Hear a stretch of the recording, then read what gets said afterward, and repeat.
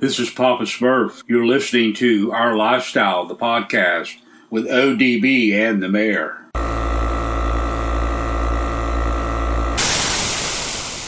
It's going to be some stuff you're going to see that's going to make it hard to smile in the future. But through whatever you see, through all the rain and the pain, you got to keep your sense of humor. You got to be able to smile through all this bullshit. Remember that.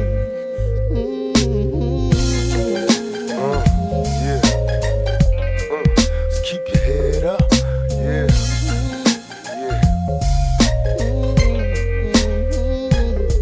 Our lifestyles be closed caption, addicted to favorite attractions. Yo, it's Our Lifestyle, the podcast, episode 141. This one's titled Copasetic, and we've got title guest, Mr. OG Cope Kessler in the house. So, for anyone that has joined us for the first time, you maybe are friends or colleagues of Cope's, thank you guys for listening and tuning in. What we would ask is that you subscribe to the podcast. If you loved this episode, you're going to love a lot of the other episodes. Also, you can rate us. It's pretty simple, and I'll cover that a little bit later in the podcast. But this is a reminder that Siknic 2019 Car and Truck Show that is sponsored by Sparkles Detail is August 24th and 25th, 2019 at the Lamar Dixon Expo Center in Gonzales, Louisiana. You want to search Siknic on Facebook or Instagram. It's simply SIKNIC for more information. Now, keep in mind, they have some really awesome best of awards that are skate decks.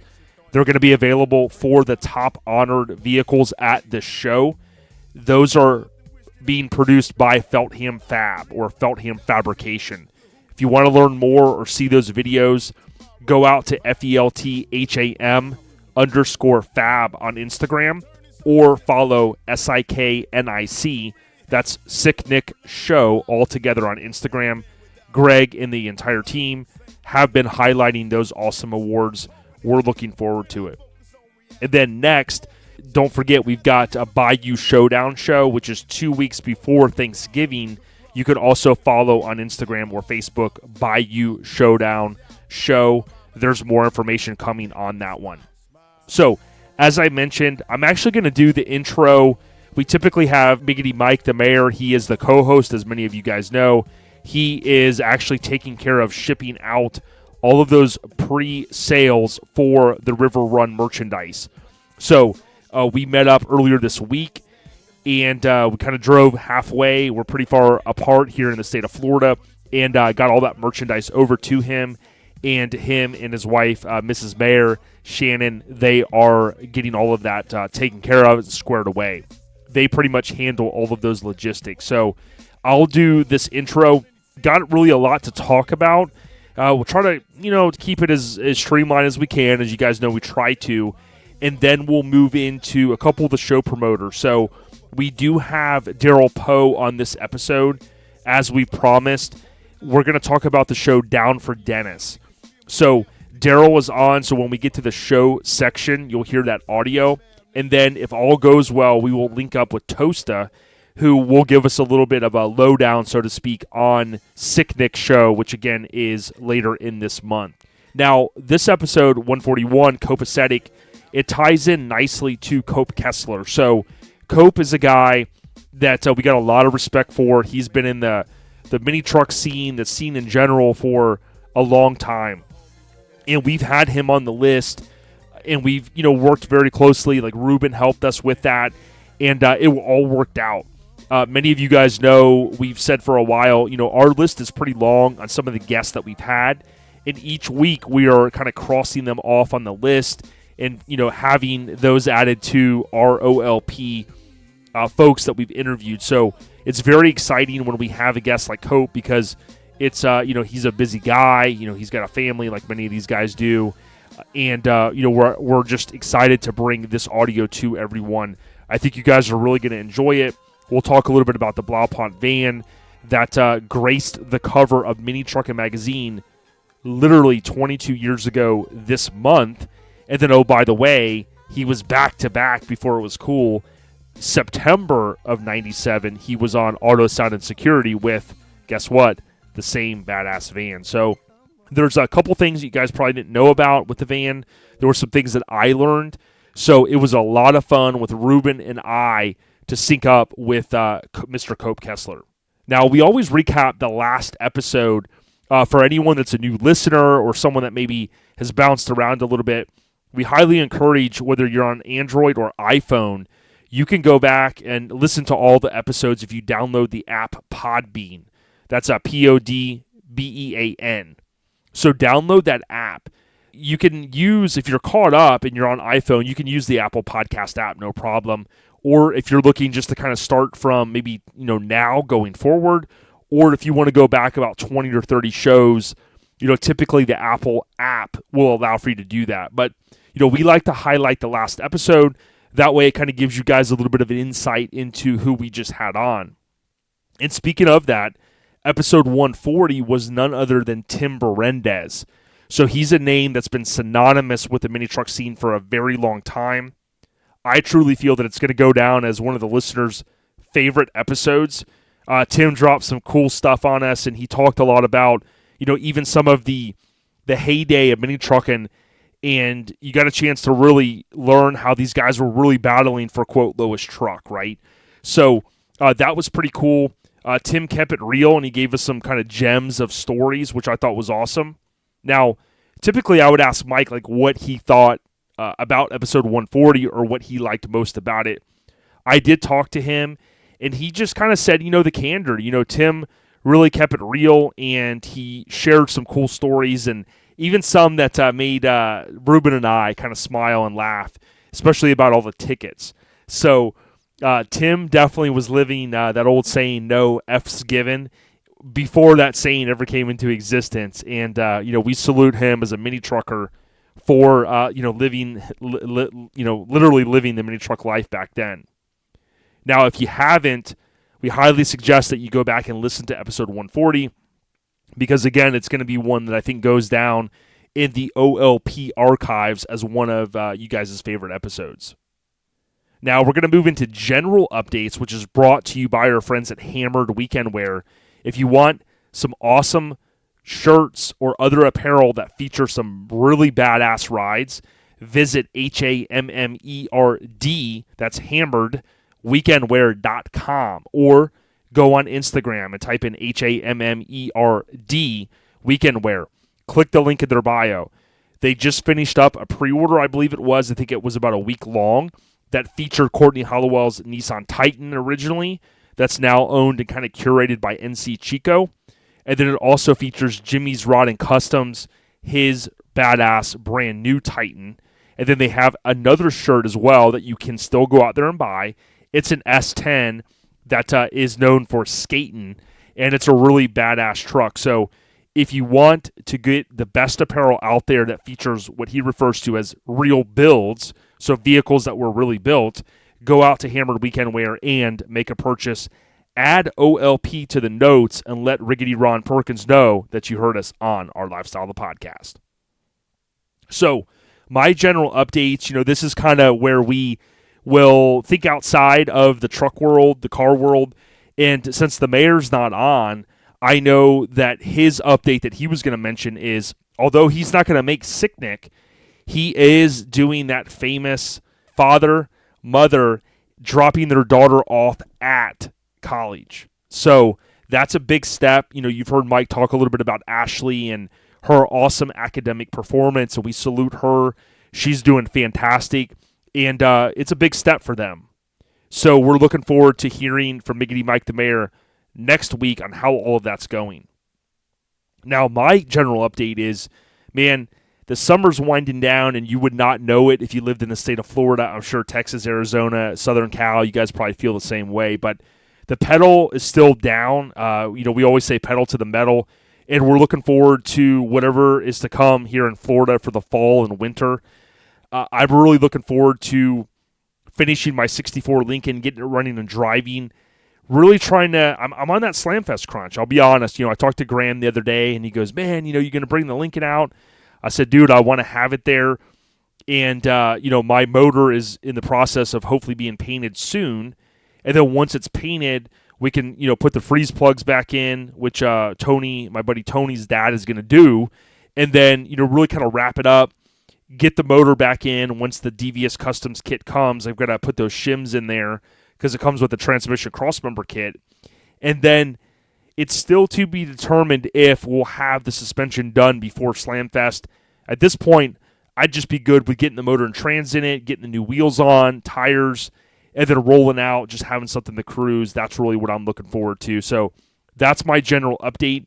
If you like Lincoln Continentals, mid-60s, or from 61 primarily up to like 68, 69, you can follow and listen to my other podcast, which is Lincoln Addict Podcast. And that's where I talk about Lincolns. We've got about 10 episodes, and we've got more that I'm already working on with the homie Tony Boss Bolin.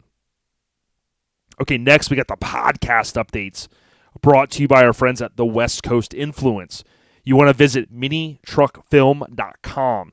The homie Radar over there has done a fantastic job. Many of you guys own this DVD or Blu-ray. They put together what they refer to as the West Coast Influence documentary style movie/DVD. They also have shirts for sale and some custom Hot Wheels. And I talked to Radar recently. We're going to have him on soon. I've kind of mentioned that. And then be on the lookout for the next All Time Low magazine, because we will have a written interview in there with Radar. And he talks a little bit about a potential quote-unquote remix of that awesome West Coast Influence DVD. Get out there, make an order, make a purchase, and let them know that you heard it on OLP. All right, so the podcast updates, here's what basically went down.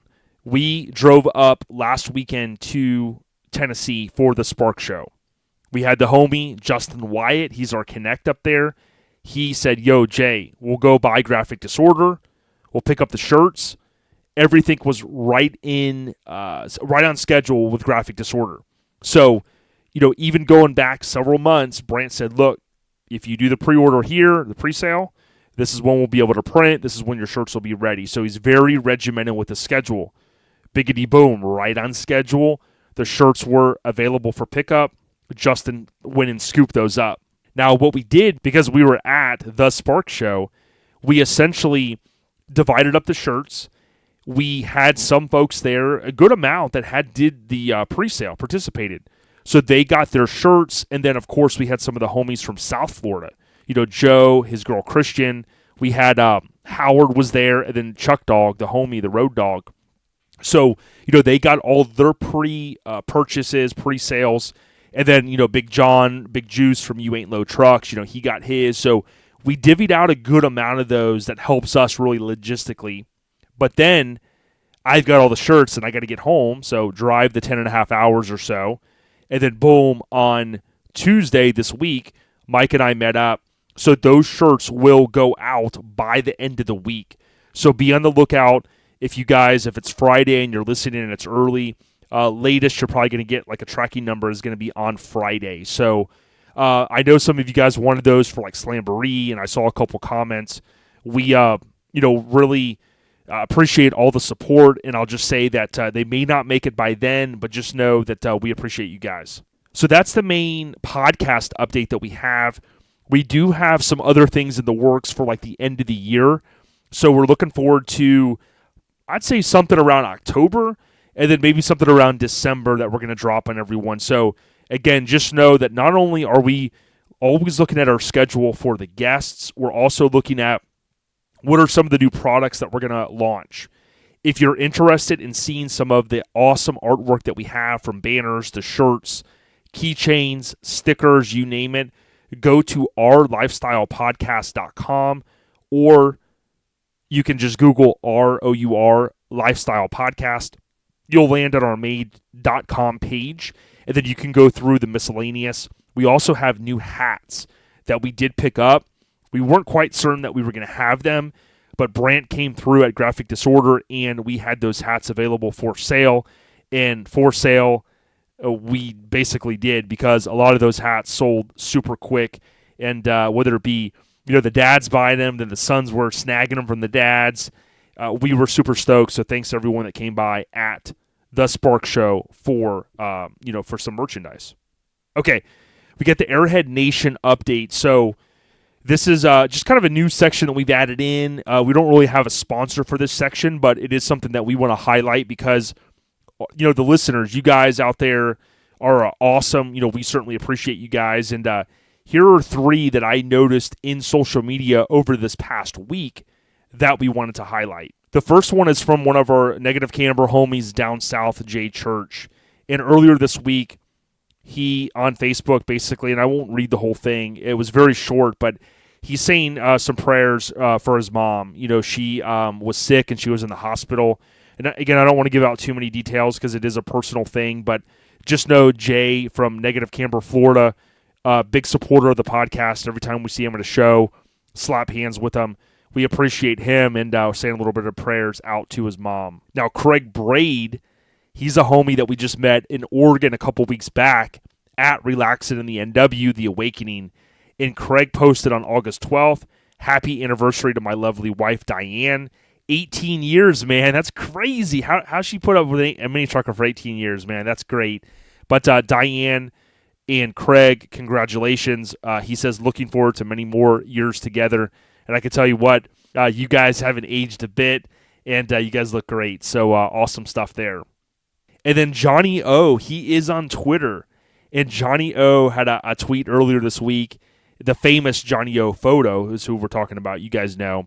But he tweets out at Joe Rogan. I assume you've seen this by now, but 61,000 have signed a petition for you to moderate a 2020 presidential debate.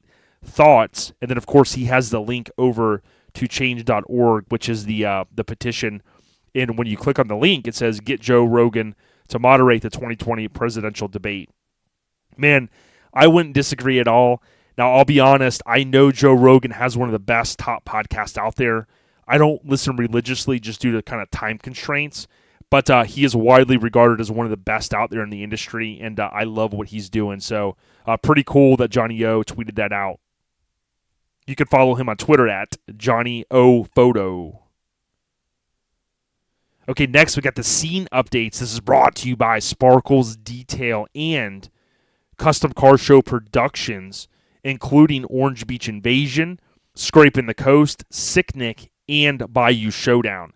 At each of these shows, you're going to see Sparkles Detail.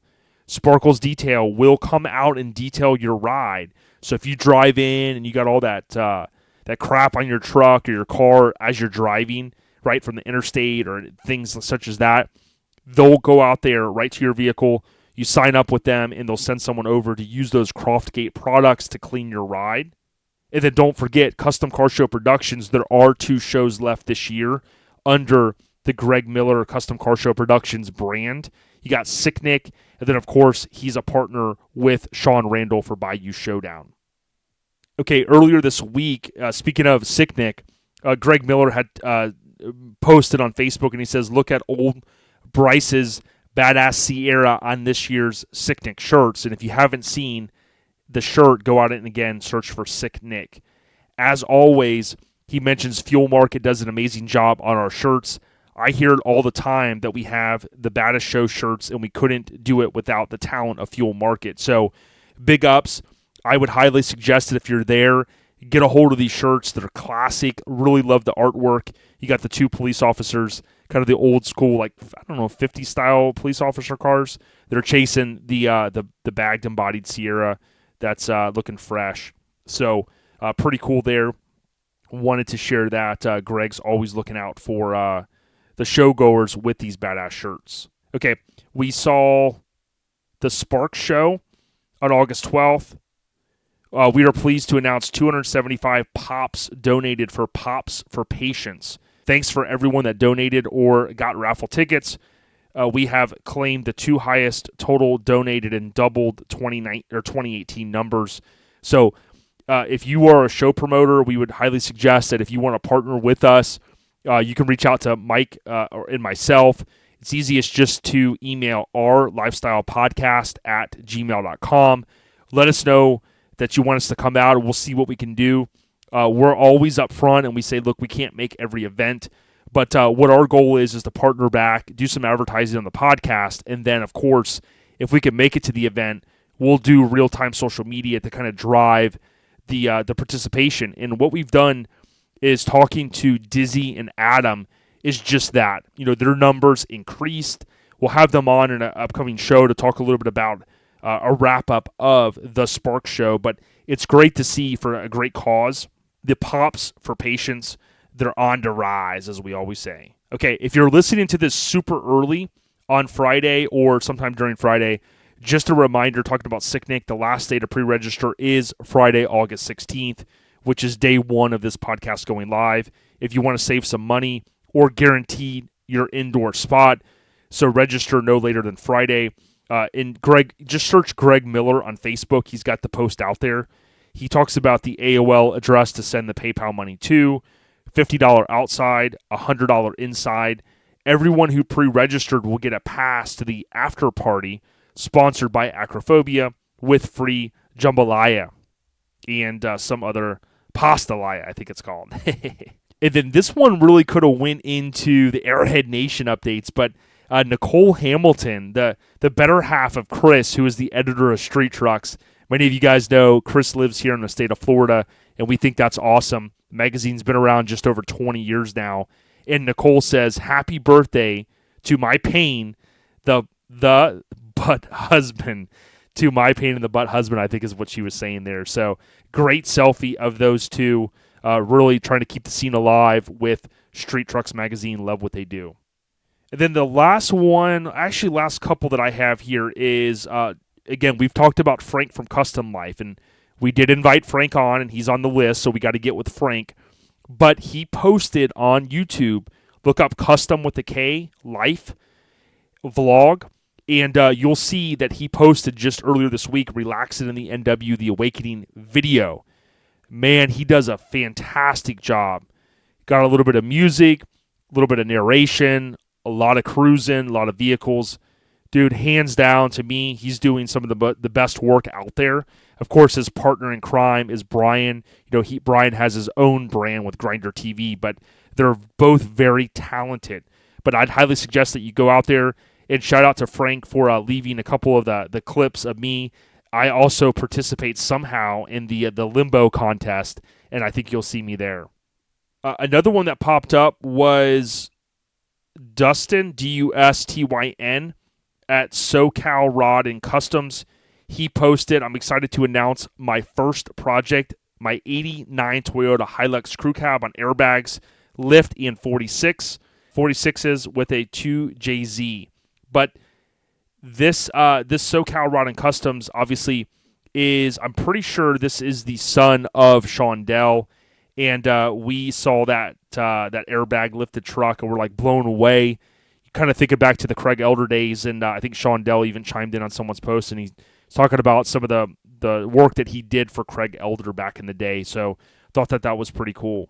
Now the listeners know that we will, over the next week or so, we're going to post a lot of stuff about Cope, and that will accompany his interview. So just know that we got our hands on a lot of good photos of the van. So we'll be posting that stuff up all week. And we would highly encourage, he'll give out his Instagram information, and then we'll, of course, tag him so you can click in the tagged content there, and you can follow Cope. But also do us a favor, man. If it brought back some memories or there's something that you really enjoyed about it, message us or email us. You can message us on Facebook or Instagram. And then also message Cope, man, and let him know, dude, it was awesome. We loved it, because Cope would appreciate that. All right, what's hot on social media? This is brought to you by our friends at Garage Gear Clothing. Visit garagegearclothing.com or click the link in their Instagram bio. If you're looking for mini truck shirts with dualies on it, side-by-sides, a number of different products, including stickers, go out there and support the real deal. We saw a lot of folks wearing Garage Gear Clothing at the Spark Show this past weekend. Oh, by the way, Lonnie Ford was there as well. He's one of the co-owners of the brand, so really good people up there. Go out to garagegearclothing.com. Let them know our Lifestyle the Podcast sent you. So what is hot on social media? And I'm going to tell you this, coming into the week, late Sunday, as many people do, and on Monday, kind of getting back into their homes from the long weekend, man, you could not go anywhere without seeing something about the Spark Show in social media, primarily on Facebook. There was a ton of foot traffic at the show. I guess at this point, since it's what's hot on social, I'll go ahead and kind of give you guys the rundown on how the weekend went for me. I pretty much woke up at 4 a.m. Eastern on Friday and zoomed out of the house at 4:30, basically had everything locked and loaded, had to pretty much wake my eyes up, open my eyes, laid there a couple minutes going, what am I about to embark on? And it's no different than everything else I've done the past several years and really the past 23 years going to shows. It's wake up, stomp the pedal, and just fishtail out of the driveway, not literally, but figuratively. So basically left at 4:30, had to get fuel, just stop and get a quick drink, at the local gas station, and just shot straight up to pretty much all the way up 75, up the Knoxville area, and then had to head down kind of, I think it was southeast, just a tad, to get over to where the Spark Show was going down. So it, got into town decent time on Friday, was able to set up the booth, slap hands. Adam was there, Dizzy, kind of took me around the golf cart, showed me where everything was going to be. Really nice showgrounds. They also gave me the inside that from what I recall, they said the last year that Mini Nats had taken place before Jason Bell and company took over, it was there at that facility, or at the fairgrounds there. So basically was in town early enough to set up the tent, get the booth kind of pretty much set up. Jumped in a car with a couple of the homies. You guys probably saw the photo either on Facebook or Instagram, and we had to go do a quick recon mission, pick up one of the guys that broke down. He had a problem with the coil, he said. So we rolled that thing right into Kate and Mike's enclosed trailer. Mike strapped it down like no problem, and then boom, that was only like 15 minutes up the road. So we were already back in action.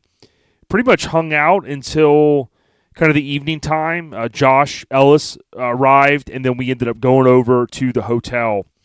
Man, I'll just kind of sum it up and say, on Friday night, you kind of, like a lot of mini truckers, you kind of look out, you might know some faces, maybe there's some guys you don't know. Dude, we went right over to the big group, didn't really know many of them, slapped hands. Chuck Dog was there, Howard from South Florida, again, Joe, Jalopy Joe, and then his girl, Christian. We just meshed right in with all the homies. Ended up being Josh Hyland was there, Kelly, his girl. Man, just a lot of good people. Nathan Coker was out there. So many. There's other guy, Jason, the homie. Saw him a few years back. He remembered me. And, man, a lot of camaraderie. Those guys, we stayed out pretty late, but it was like, man, I knew kind of working the booth with Mike, basically kicked back in South Florida with his feet up. He wasn't up there, not giving him a hard time, but he was actually working. And so basically kind of being solo, I wanted to get to the show early enough on Saturday, which I did. A lot of those guys stayed out even later, of course, as many truckers do, into the 3:30 hour. But got up at a decent time. I actually woke up at 7. Cruised over to the show and stayed at the show the whole day. We literally were the last booth out of there on Saturday, no joke. Like, they were waiting for us to finish the breakdown because they wanted to lock up and leave. And because I had some obligations to get back to, I had to leave super early Sunday, unfortunately. Now, I did get a chance to get to the showgrounds on Sunday morning, so I'll talk about that in a moment. But from Friday, the pre-party there, they have a nice spot where they played corn toss. That was a blast. Josh and I, man, we almost made it to the finals. We had a damn good time. It was pretty close, and one of the homies at the very end, he did a Kobe on us, man, and just threw that thing up and just swished it in, and boom, shattered our dreams. But that the Friday night pre-party was awesome. Saturday, the show was great. A lot of good people. You guys are seeing all the photos come across. A lot of good vendors out there. We also did what we call a hostile takeover, and that's where we partner with the show promoter, and we go into their Instagram or their Facebook, and we go live. So, with Don, Dizzy, as well as Adam, jump on the golf cart, cruise around, and by going live through the Spark Show Instagram, we were able to highlight the different vendors that were there on site selling. Then, of course, we told everyone, look, if you're not here, you can go on said company's website, order some stuff, and then boom, have it shipped out to you. But overall, Saturday was a lot of fun. You definitely needed sunblock, definitely needed plenty of waters because it was damn hot up there. Not miserable hot, but hot enough to, say, hey, it's the dead of the summer. On Saturday night, most of the folks made it over to the gentleman's race. Now, Mike has joked about this, and I had never been, I hate to say this, to Pigeon Forge. The place is like, he calls it a mini iDrive from Universal, and it literally was. Now, where the show was at, it's, a good 10 minutes, I think, from all of that without traffic. We, of course, used the Waze app when we were going to go into town to get dinner on Saturday night and took us all the back roads. We got over to the main strip, and, man, every restaurant was, packed. So after we tried a couple, and again, that's the main strip. That's kind of like iDrive and Pigeon Forge. Craziness, very, Disney World-ish. You park if you want to go to Paula Deen's restaurant. That's there.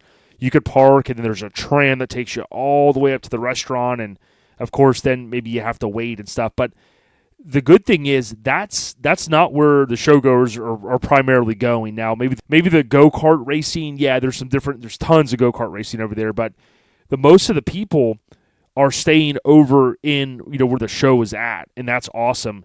What we ended up doing is we made our way all the way back to right by where the show was at, and we ended up going to a barbecue joint. Really good food. They had all-you-can-eat ribs on Saturday night, which was awesome. Now, keep in mind, Sevierville is the city where the show is at, and if you look it up on Google Maps, Pigeon Forge is like a stone's throw from there. But, if you stay in Sevierville, there's plenty of stuff to eat, lots of restaurants, Starbucks, all that kind of stuff. And then if you want to get adventurous, is when you're going to kind of branch out and go over to, I'll call it iDrive, but you want to go to Pigeon Forge. There's a lot of cool hotels. There's one that's got the King Kong guy on it. There's, like I said, go-kart racing everywhere. Plenty of crazy restaurants. Lots of stuff to do. So I would tell everyone that if you're looking to kind of go to a different show in 2020 and, you've looked at the show schedule and you're like, you know what, we're free in the month of August, I would say to stay tuned. You would definitely want to go to the Spark Show. It was a lot of fun.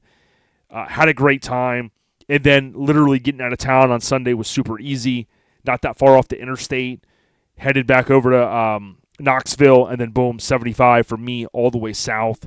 And I went straight up there and straight back solo. But I tell you what, man, it was fun hanging out with Chuck. Howard is one of the down south guys as well, and he was up there visiting his parents. He kind of went up there the previous weekend, I believe, and then stayed all week, and then boom, truck show. Good dude, man. We had a lot of good conversations. Jalopy Joe and his girl Christian, as I mentioned, they were awesome. Christian and Chuck Dog, they both helped really with the shirt sorting and all that, but overall, a lot of good people. 5 people right there that I can think of from Florida.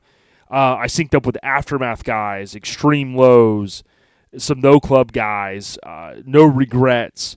Just a lot of good people, relaxed atmosphere. They were parked next to us, and we talked to them a good bit. There's probably a lot more out there, but I tell you what, man, it was great, and it was probably the first time in 23 years. Now, keep in mind, when I leave Florida, it takes 3.5, 4 hours to get out of the state. So, for us to go to a solo, for us to go to out-of-state show, it's usually a pretty good drive. But literally, I think in 23 years of going to shows, it was the first out-of-state show that I've ever went to totally solo. No one riding with a car next to us or truck.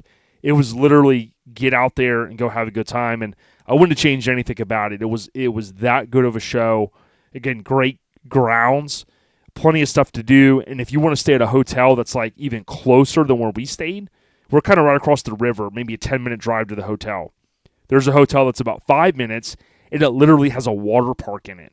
So, if you've been to Orlando, there's a couple down there where you kind of stay at the hotel, and it's literally like a water park. Well, that's what they had up there in Tennessee, and it's literally 5 minutes from the show. You could go back there, have some drinks by the pool, kids can play, you name it, plenty of stuff to do. But highly, highly, highly approve the Spark Show. To Don Dizzy, to Adam, to all of the vendors, and to all of the showgoers, man, that came by, spent a lot of money. And that's not even what it's about, man. Like, they just came to support us.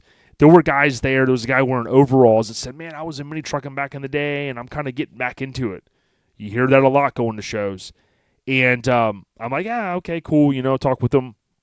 Later on, Shannon Bullis comes by, and we're, chopping it up, talking about the old days and the magazine, mini trucking and everything. And he looks over at the guy at the overalls and goes, oh, man, I know him. This guy's a legend. And they start talking, and they're talking about Booger Bash and, just all the old shows. And it just was awesome, And we kind of had the feeling that everyone wanted to kind of come by at least once and chop it up at the booth. We had 4 epic trucks. Of course, we had Kate Simpson's. We had I Be Jealous, Josh Ellis, and then we had Steven, and we had Adam, the 2 Mazdas, flankered over on the right side. So, I mean, you talk about beginning to end from Friday when we pulled in to when I pulled out early Sunday morning. Damn, really good time. I got a chance to meet Jason Bell, got a chance to meet Eric from Graphic Disorder, and so many other awesome people. So Randy as well. Randy's been a big supporter of the podcast, and I want to give him a shout-out. It's R-A-N-D-Y, Colwell, C-O-L-W-E-L-L, 78. But took a selfie with him. And then can't forget Nathan Coker. They came over on Saturday, and knowing that I had to jet out on Sunday, Sunday morning, they unveiled the Best Paint Award that literally no one had seen. Now, I didn't put 2 and 2 together, and I was like, well, what is it, right? And as soon as they kind of unveiled it in the Our Lifestyle, the podcast booth, then I immediately clicked that Nathan Coker had reached out to me, and he needed some information about Jen Lacey's S10. Rest in peace, Jen Lacey. Well, not wanting to be the middle person on such a touchy subject, I said, hey, here's what I would suggest. Go right to Jimmy Graham.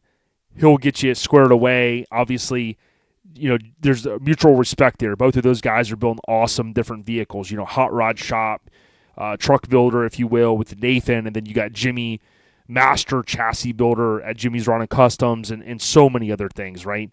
So, 2 guys that I'm sure mutually respect each other, and Jimmy got him the paint codes and whatnot. And still, when I see the skate deck that was painted, I know that the homie Nathan Coker mentioned, let me see if I have his name here, he mentioned one of his buddies that had helped paint it. And here I have, I say on this post, Nathan Coker Rod Shop on Instagram, and the Spark Show unveiled this Best Paint Award in the booth. Nathan mentioned Scott Husky did the artwork on this amazing tribute. And, man, I tell you what, it brought goosebumps to me to see it. And, of course, with Jen Lacey passing away and these guys kind of thinking ahead and saying, hey, what can we do? I mean, it just was mind-blowing. So, again, there was a lot of other people I met, a lot of great stories. Just, I mean, there's so much. As I'm looking back at the photos, I'm going, oh, yeah, I met this guy. I mean, the Aftermath guys were fucking awesome. Synced up with them on Friday. We did that one walk-around video of the full-size truck, and that was awesome. Got a chance to sync up with a homie, and that guy's name's Jeremy, and I think for a while he lived in Florida. We were talking about it. I think he was down there in South Florida, but, man, from beginning to end, all the people, all the trucks, it was fucking awesome. So the Spark Show on Facebook or Instagram, get ready for 2020. It's going to be off the hook. Okay, so speaking of shows, here's what we've got. We've got Siknic. That's going to be up next, which, as you guys heard earlier, that's in Gonzales, Louisiana. And what I would highly suggest is on Instagram or Facebook, as I said, look up Siknic. If nothing else, go out there and follow them on Instagram and Facebook. It helps us, right, because we want to drive those views and those numbers with Greg Miller and the Custom Car Show Productions. But don't just take my word for it. If you go on Siknic Show on Instagram and you look at the Feltham Fab awards that are being put together, the pace that he's doing these, and for any show promoter will tell you, to be able to get this content early, to be able to get these awards early, it really helps to, guess what, promote the show. So I tell you what, man, I am super stoked for what Feltham's doing with Greg Miller and the Custom Car Show Productions team. Again, it's a week from the time that you're hearing this if you're an early listener. So it's basically next weekend. Now, down for Dennis, we're going to go ahead and roll in now to the audio with Daryl Poe. Okay, and next up, after Siknic, the next show that we're really tracking is Down for Dennis. And we've been hinting that we're going to have Daryl Poe on. He was on East Tennessee Showdown coverage, right? One of the interviews that we did. And now, Daryl, welcome back to our Lifestyle of the Podcast, brother. Hey, man, thanks. I appreciate you having us on. 100%, man. How you doing today? Yeah, doing pretty good. Just sitting here hanging out, having a cold beer, and just want to talk to you about this show. Life is good, man. So, down number 4 in Dennis, down for Dennis, right? So why don't you give us a high-level overview? We kind of touched upon it at East Tennessee, but why don't you give us a high-level, kind of some of the dates, locations, things like that? Yeah, so it's going to be September 14th. It'll be at Ramey Chevrolet. They're actually our title sponsor. They donate to us and help us put the show on. And, of course, last year we had a different show location. We had to deal with a hurricane coming toward West Virginia, so we called up Ramey's. They were like, man, just have it here. We'll clean off the lot. We'll move these vehicles. So they were gracious enough to let us have it there last year. And this year will be a little bit better. Last year we had some parking type deal, but this year is going to be a lot better because we have time to lay everything out. So, yeah, like I say, it'll be at Ramey Chevrolet. It's kind of weird. We call it Princeton, but the address is technically Bluefield, but it's kind of across the street is Princeton, if that makes sense. So if anybody has any trouble with GPS or whatever, they can call me, or just it should pop up on the address we have on there. So it's Princeton is what we consider it. So yeah, it'll be there at Ramey Chevrolet, and like I said, September 14th. Yeah, and I think when we talked about it at East Tennessee, it's Ramey, correct? That's Ramey? Yeah, Ramey, Ramey. Yeah, Ramey Chevrolet.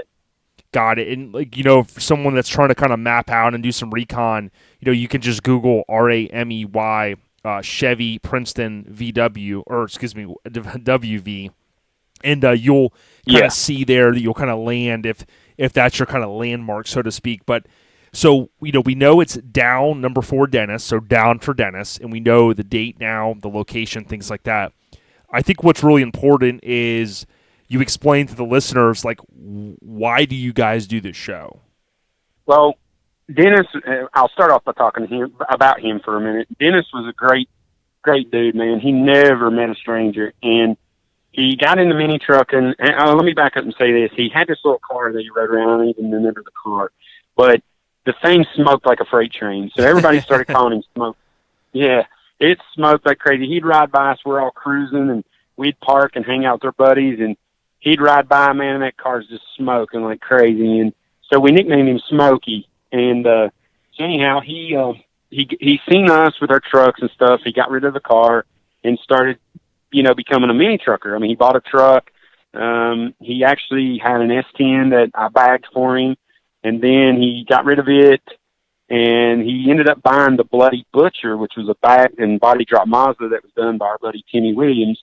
And so Dennis rode that for a while, and I remember him going to Mini Mats and Pigeon Forge, and he had about $400 cash on him, I think is what it was, and he went and bought, like, air ride parts and shirts and he was actually, and I tell the story because it was funny looking back on it now, but he actually had to bum a few bucks off of us just to eat and for gas back home. Because he's supporting all the vendors. Because he was so dedicated, man, and it was crazy. So I tell that story, but anyways, he also rode motorcycles, and he was on the stunt team, which that stunt team will be at our show. They're called Stunt Army, and they come up and they do stunts and and let the crowd watch or whatever. But he was actually out riding his bike one day, and he had a crash, and of course it took his life. And so some of the past people, well, they were the past show promoters or whatever. It started out as a cruise in, and then they started it up. They called me, and they were like, hey, we're having a cruise in for Dennis, just to honor him and to have a good time and to celebrate his life. And then the very next year, that was in 2010.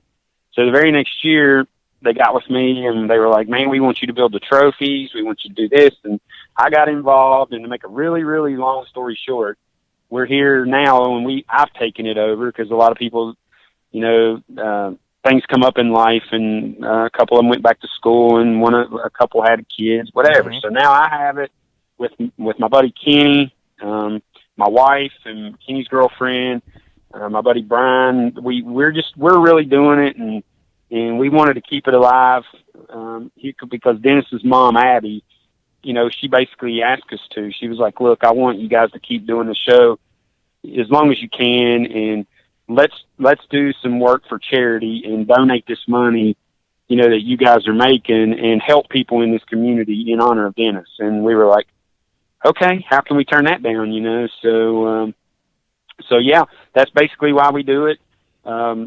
She chose an organization called Child Protect of Mercer County.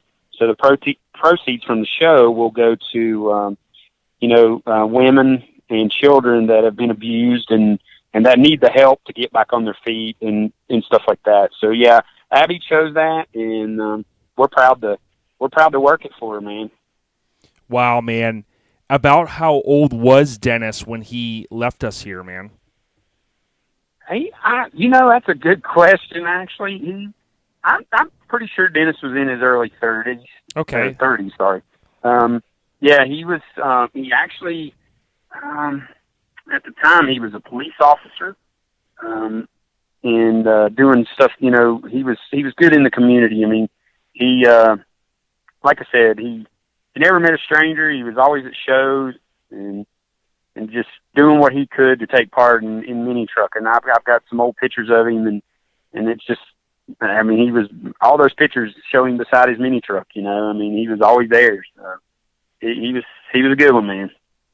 Well, it's awesome that you guys are carrying on the tradition of this fallen guy that loved the scene so much, obviously motorcycles and things such as that. We've seen shows all across the nation, including here where I'm at in the state of Florida, where they've honored like Bruce Rivera as an example. And I do think it's important that we remember those, especially people that were very passionate about the scene, because without these kind of people, we wouldn't have the scene that we had. People that are dedicated, and to your point, that support vendors and things such as that. So awesome job. Now tell us a little bit about the artwork for the show shirts. I know there's probably pretty cool meaning behind some of that as well. Yeah, there sure is. Back when Dennis started hanging around, we'd met Jody Hall at Mini Trucking Nationals. I'd actually visited Jody's shop and got to know him a little bit, and so I know Dennis. He looked up to people like Jody and myself and Kenny Franklin and these guys. So I've been trying to honor mini truckers that I know Dennis would be like, man, that shirt's killer, or I'm glad you put Jody on there. We used Kenny last year. He would be like, man, Kenny's truck looks great on that shirt, So each year that we do the show from here on out, I'm going to try to honor a mini trucker that has done a lot for this scene, has been around, and, that's a good builder, or maybe just somebody who gets help building, their truck, and they're at shows all the time, So I'm kind of going in that direction with it. Just we want to honor other mini truckers. Like I said, we put Jody Hall in there this year. On the East Coast, back in the day, and even now, you hear the name Jody Hall and you're like, heck yeah, man, I know about all the trucks he built, and he was body dropping everything coming and going, so a lot of people on the East Coast, when they hear the name Jody Hall, they're like, yeah, man, he's a badass, and that's where a lot of people were getting their stuff done. So this year I chose his truck, and then when I showed the rest of the show staff, they wanted my truck on there, I guess mainly because it was red, and of course I've been doing this a long time myself, and keeping up with the color scheme, our trophies are red and all this stuff, so they were like, man, you need to put your truck on there too. And I was like, well, man, I just want to honor Jody. And they were like, well, dude, you never know when we're coming back around to red. Put your truck on there, So in a sense, I guess that's how mine got on there, because I have been doing this a long time too. So that's kind of where the artwork's coming from. Of course, our good friends over at Graphic Disorder took care of that. Eric he's phenomenal. I mean, he'll message me. Well, he emails me because they operate through emails and stuff. And man, as soon as I see an email from him, I'm getting excited because I'm like, man, here's the artwork. I know the feeling. He's good. I got a chance to meet him last weekend as well, and he's a good guy, isn't he? Oh yeah. I ain't gonna lie to you. I hate cow hoods anymore. Just depending on what they are and what they're on, they may look good, but I try to do away with cow hoods. Eric sent me a picture. I was like, man, you need to drop my cow hood down a little bit if you can, because my truck had one on it. He sends me this one that the cow hood's like 18 inches tall, and he's laughing about it or whatever. And I'm like, come on, man. And so anyway, he fixed that to make the hood not look so tall and this and that. So yeah, he's a jokester, and man, it was pretty cool to receive the artwork this year. And so yeah, I mean, that's the story behind the artwork. We're just trying to honor mini truckers, and we have a mini trucker picked out for next year. That artwork will drop right after the show this year, and then we're just going to keep rolling with that as long as we're making money with the show to be able to donate to these charities. We're going to do our best to keep going, Well, they have to try to have fun over there. That's Eric at Graphic Disorder, because, Brand and Shelley are working those guys pretty hard. They got a lot of customers that they got to service, so he's probably getting work to the grind, so he's got to joke around a little bit. But, well, I think you said it best, too, and Airhead Nation, all the listeners, we've now talked about several shows this year that are essentially for charity, where a portion or all of the proceeds are going to a great cause. So what I would highly encourage is, if you're in the vicinity, go on your Google Maps or Waze app, Apple Maps, right now, and see, if you're up in that area. I know there's a lot of rich culture of mini truckers in and around Tennessee, West Virginia, the Carolinas, so on and so forth, and take a look and see how far it is for you. Go out to the show. Again, it's September 14th. It's a one-day show. And remind us here, if you can, was there a fee for spectators? Actually, spectators are free. It's a $20 entry fee. We don't do pre-registration. We tried to do that one year, and we ended up getting like one guy.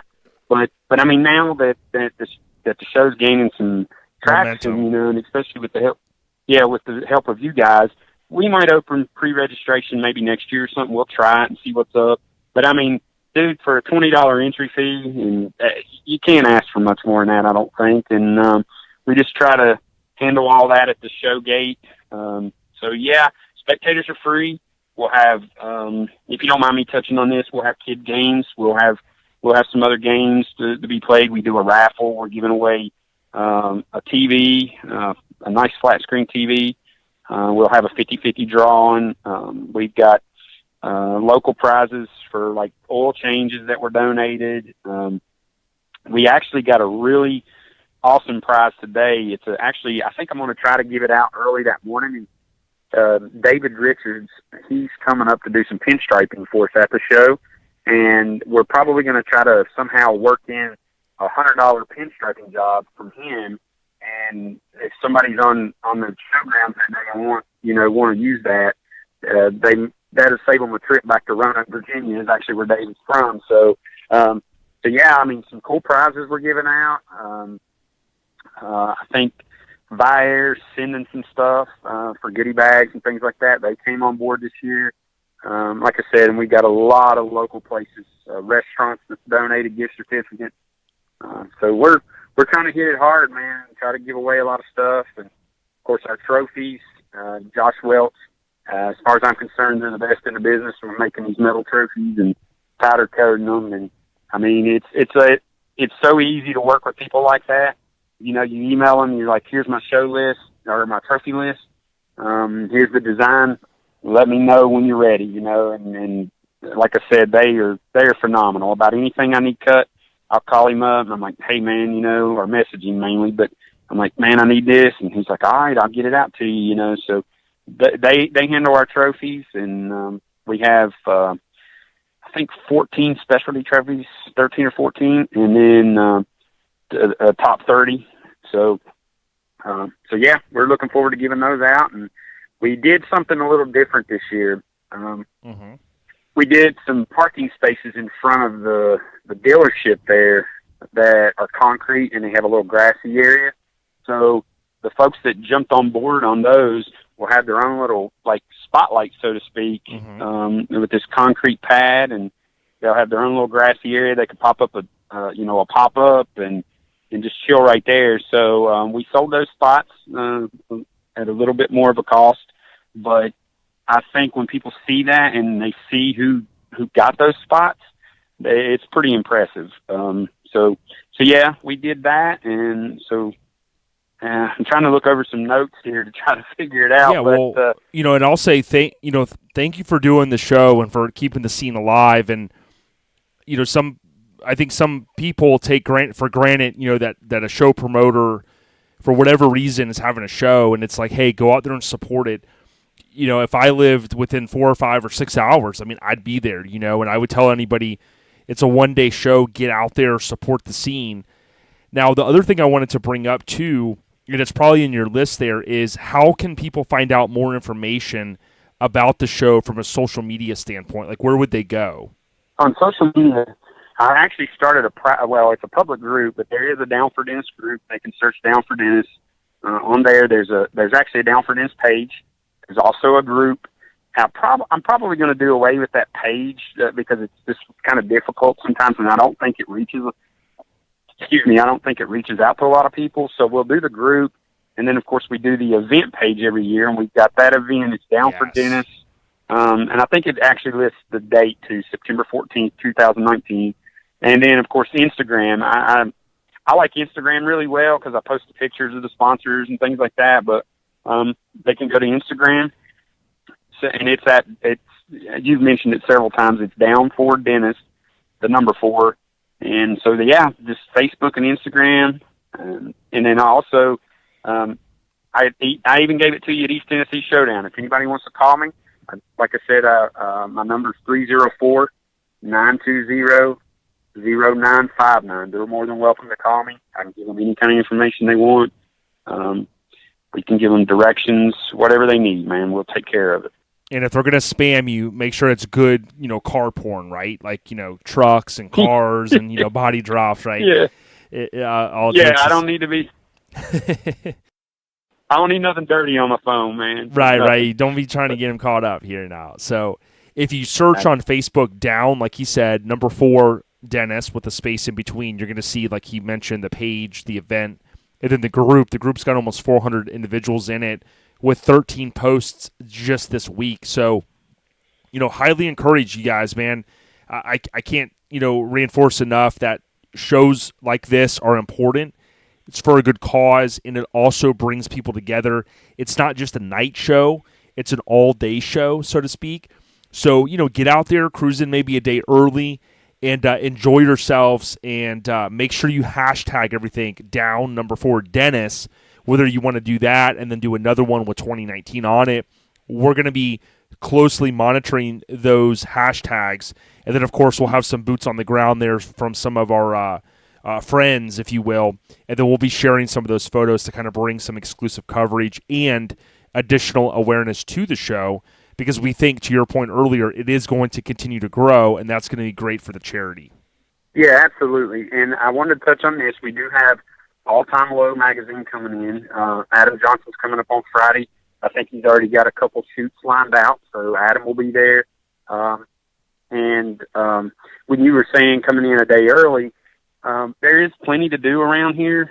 We have a resort called Pipestem Resort. They have Pipestem State Park Resort. They now have a zip line. There's some other stuff there to do. You just have to Google Pipestem State Park. We do have several campsites around. Okay. If anybody's wanting to come up and camp, yeah, we have the Hatfield-McCoy trails now that do a lot of the ATV riding and stuff, and people are popping up like campsites everywhere. So if there's camping, just search it on Google. If people want to come up and camp, they can, if somebody's not bringing a show vehicle for that matter and want to pull a small camper up, I mean, they can camp for the weekend, hang out, whatever. But there are campsites. All the hotels that I recommend anyway are in Princeton, West Virginia. There's a list on the Down for Dennis page. It's on Instagram too. Okay. So yeah, there's a list of hotels. If you can't find it for some odd reason, I'll be posting that in the next week or so. Again, we always share it. Several of our people share it. But there is a list of hotels. The Days Inn is kind enough to give us a rate of $67.50 a night. Nice. Yeah. So it's a decent hotel. There's actually, at that hotel, there's some trailer parking there. So anybody to help us save on a little bit of parking at the dealership, anybody does have a running vehicle and they want to, park their trailer and truck at the hotel, drive their show vehicle there, it's 6-8 miles maybe. Uh-huh. We would recommend that, but if not, there's going to be trailer parking in the back of the dealership. And of course, I want to touch on one other thing real quick on our vendors. We have Drop 'em Wear coming. Driven Clothing will be there. We have a lot of local vendors. The Wheel Guy from Roanoke, Virginia, he'll be there, set up. And we have 2 food vendors. Johnny Woo's will be there cooking. And, Nice. The local church here, Voice of Praise Worship Center, they'll be slinging some hamburgers and hot dogs. So we've got a lot to do for people to do. We will also have CL's Finest Car Club. They'll be doing our limbo, lowrider limbo for us. And we've got a lot of stuff. And then, like I said, I touched on it earlier, the Stunt Army. Charlie Ross and his crew will be out and performing some stunts. We're just looking forward to it, man. It's a show. The stunt show is pretty phenomenal, man. They do a great job every year for us, and the kids, the small kids, absolutely love it. And I mean, don't get me wrong, the adults do too. But them kids, man, they see it, their eyes light up. So anybody that's got small children that would want to see a stunt show, it's free. So I mean, you can't ask for much more than that. So we'd love to have everybody out for sure. Well, thank you so much for all the details. I'm really excited about the show. Love the artwork, some of the flyers that you've been passing out.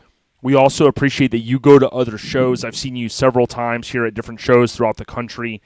Always love slapping hands with you. Love your truck. Have to have you back on to talk a little bit about that here as you kind of, move into the final stages that I know you're excited about. But Daryl, man, it's always a pleasure. And if you have any more updates, maybe we'll have you on right before the show come September, and then we can reinforce to the Arrowhead Nation that they got to get out there and support Down for Dennis, my man. We appreciate you. Yeah, man. We thank you for having us on, brother. Anytime. All right, thanks, Daryl. And I also wanted to kind of go in here, and I'm kind of looking off of my main schedule. There's often people, and I sometimes don't get Mike and I don't get a chance to spend enough time on the Facebook page, but there are people that post stuff out there, so I'm going to try to make a better effort to get out to the page itself. But Tommy Pearson says, not sure if anyone has told you guys, but there's a couple kick-ass shows in the next few weeks here in the Northeast. You guys should check out. One's called Scraped Together, and the other is Altitude Check. He mentions that he's not affiliated with them, but I love the passion that Tommy's got to say, hey, listen, guys, not sure what you guys are dabbling in, but here's some other cool shows. And there's a lot of other guys like Cliff up there. I know that they've got a show that's around the same time as Scraping and whatnot. But what we'll do is, best way you can contact us is ourlifestylepodcast@gmail.com. There's been also some guys that have emailed us. We'll do our best to kind of get a couple shout-outs here and there. And then if you guys want to advertise with us, if you're a show promoter, feel free to reach out. We love what we do. We can come up there and we can, again, really try to drive those impressions with the views and things like that. And we've got a lot of tips that we can give you guys to drive those views without, we pride ourselves on this. We do not buy followers, nor do we encourage people to buy followers. Advertising is one thing, which I think is fantastic, whether you advertise with us or Facebook or Instagram or whatever. But the whole buying followers thing, I'm not with that, because you end up with people that aren't even really into what you're promoting. So it's like, I mean, why would you want to do that? Sure, it makes your page look like you're the man of the hour. I've got 1 million followers. Look at me. I'm the man. But in my book, that doesn't mean shit. Brant said it a long time ago at Graphic Disorder. It was a funny post. He said something about like Instagram famous. And some people think that they are. And, so be it. That's just the way it goes, right? But Scrape Fest, we did give them a couple shout-outs. This is the one more that we'll give them. It's SCR number 8P, like Scrape, Fest 22.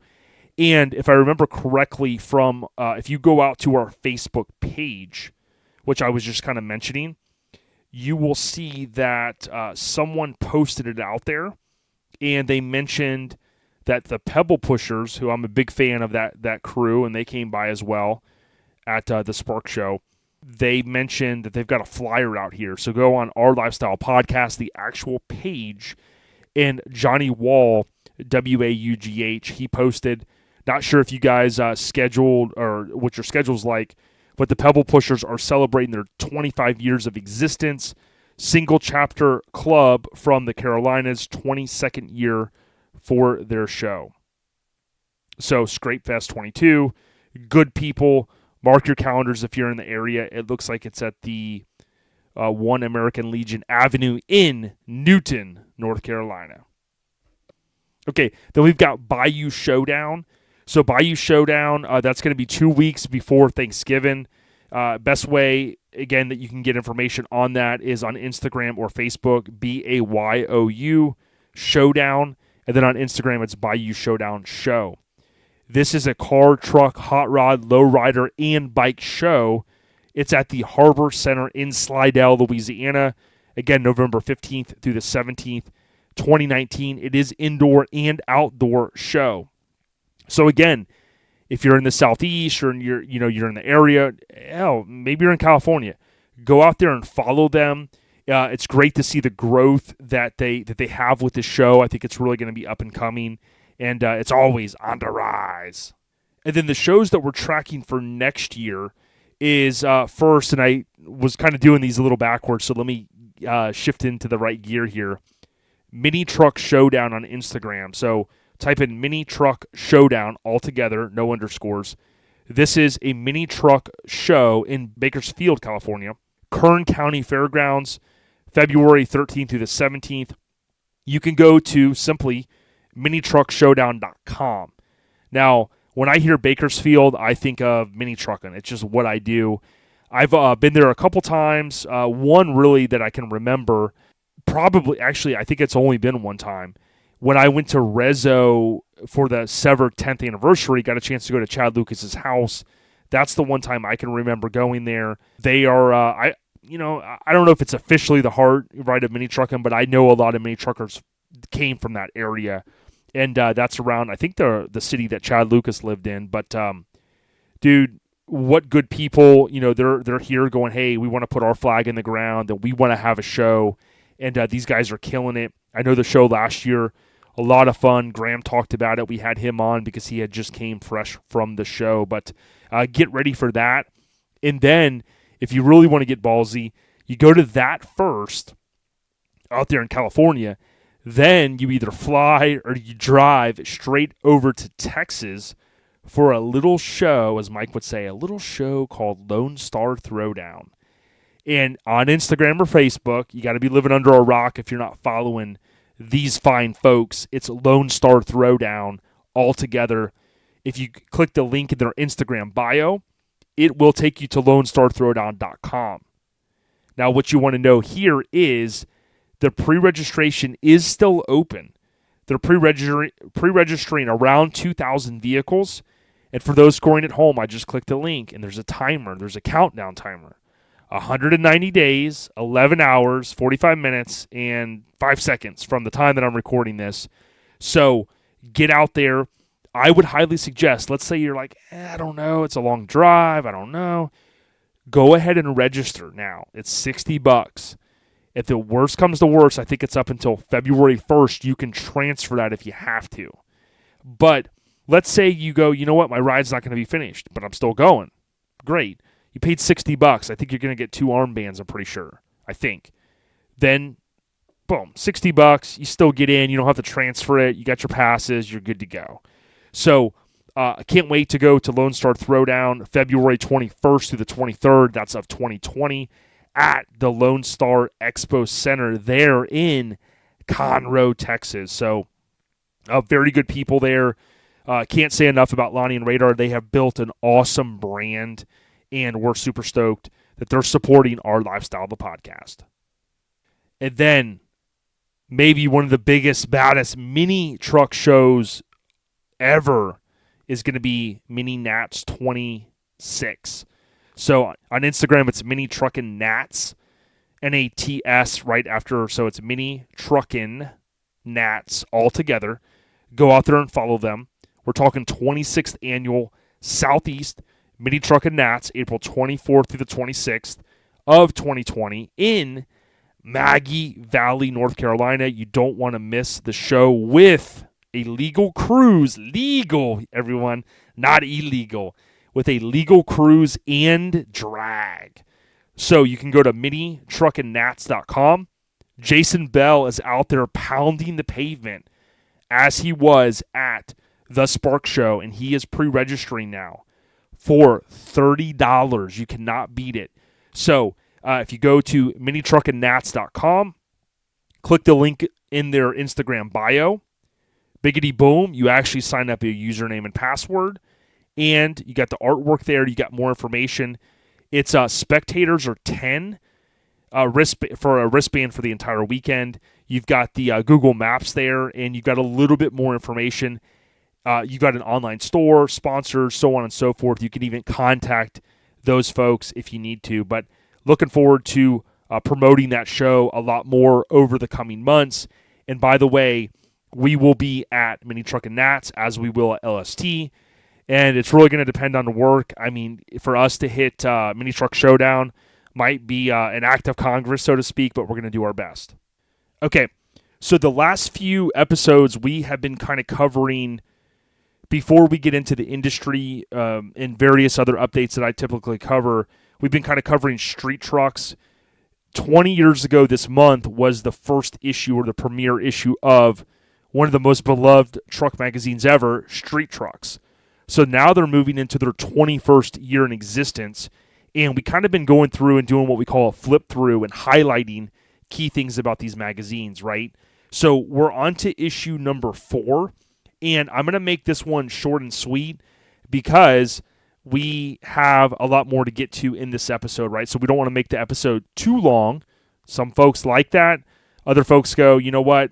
Let's get to Cope Kessler, right? But on the cover, you had an extended cab Chevy, real cool photo, kind of a little bit of an overhead, maybe on a ladder type deal, and the photo looking down at the truck, it had Godfather Customs across that front windshield. You had an epic table of contents, and of course here, they always kind of pointed out, as they did with Mini Truckin', on the cover, it says, ring, ring, hello, Steve, this is Hall of Godfathers. Hi, Hall, and literally this is spelled out here. Hi, Hal of Godfathers, says Fearless Leader. Hey, I just built a 99 Chevy Silverado for Saddlemen that looks pretty cool. I really like it. Would look good on the cover of your magazine. And it kind of goes on, and it's like literally his take on how that conversation went. So if it really went that way, hey, how that's how he did it, right? He just called up and said, boom, finished the truck, ready for the cover. A couple highlights. You have a Chevy in here, regular cab, which looks like a 99, and it was built by Hills Hot Rods. Not something that you typically see from Hills, especially these days, but it was Jason Hill's truck from Brownfield, Texas, and it was Hills Hot Rods static drop Chevy. Looks pretty clean. Now, out of the first 4 issues, this is no slight. This is probably my least favorite issue out of the first 4. Not that it was bad content, just the first 3 were literally fire, meaning that they were awesome. Now, when I flipped through this one, here was something that was a little odd to me. It had Mitsubishi Montero Sport by HKS. Again, nothing bad. It showed their dynamics, and they were willing to go a little bit different. They had a new Stealth Explorer from Ford, so that was, it had some cover-up photos in there. But the saddle-up cover truck that I mentioned was photoed by Courtney Hallowell and Saddleman, and it was literally that truck that I mentioned. Of course, it was featured, now wait a minute, Colorado Custom Wheels. So, for those scoring at home, the first 3 of the 4 Street Trucks issues literally had Colorado Custom Wheels on the cover, which is pretty awesome. So, I don't even know if Michael knows that. Sometimes he's like, yo, man, you be dropping all kinds of facts. But, you know what? I don't know it all off the top of the dome. I do have to look it up sometimes. So, I am not Rain Man. I promise you that. But the rest of it, there were tech articles. They had an Isuzu Ombre in here, which which I thought was kind of cool. There was also a Pit Bull towards the end, Brian McCormick. It was a Ford F100. That was super sick. No, excuse me. It was a 1963 Ford style side. But, so, a cool issue. The last thing I'll say is on page 104, you have Cruiser, Crewzer. I think this is one of the forgotten crew cab dualies with one of arguably the sickest interiors you'll see. I believe this truck was also featured in Truckin', if I remember correctly. You would bring this out today if the interior was exactly the way it was in here, and you would just kill what it shows. It was that awesome. So, again, we're going to continue kind of going through the first 15 and really look forward to highlighting this awesome magazine that I still really enjoy. And if you guys had not heard, I am writing a small column in the magazine. I would ask that you go out and, support the magazine and show them some love. Okay, industry updates. This is brought to you by our friends talking about magazines. All Time Low magazine. Visit atlmagazine.com. These are great folks, okay? This is what I call a homegrown magazine. They started it, and it is doing fantastic. You can subscribe, and those issues are automatically sent out to you. It's atlmagazine.com. They do have other merch available, including shirts. Most importantly, subscribe to the magazine. Let them know OLP sent you. They cover shows from coast to coast and international coverage. Oh, by the way, they put Tom's Lincoln on the cover, a 65 Lincoln that I shot. They know mini trucks. They know the mini trucking culture. We all know mini trucks are not just mini trucks. Mini trucks have spilled over to full-size trucks, Lincolns, Cadillacs, you name it. So go out there, atlmagazine.com. Okay, so quick updates here on the industry updates. There was an article that was on thedrive.com. It mentions the Chevy Silverado and GMC Sierra will finally get nicer interiors in 2021. That's according to a report.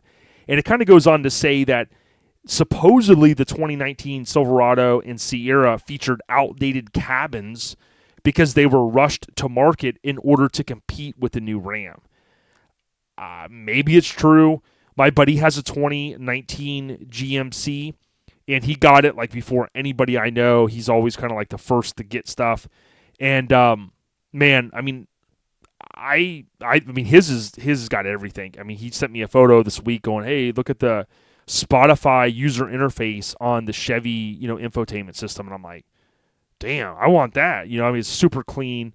But who knows? We'll have to see if that comes true. Okay, this one was from CNBC. HammerDWeekendWear.com. Buckle up. This was on Monday, August 12th. Jay Leno's Garage is back, and this is a show, for whatever reason, I really do enjoy watching it. I love his passion for cars. Not much to cover in sports. Football's back, but you guys don't want to hear us talk about football, and I'm running way long here.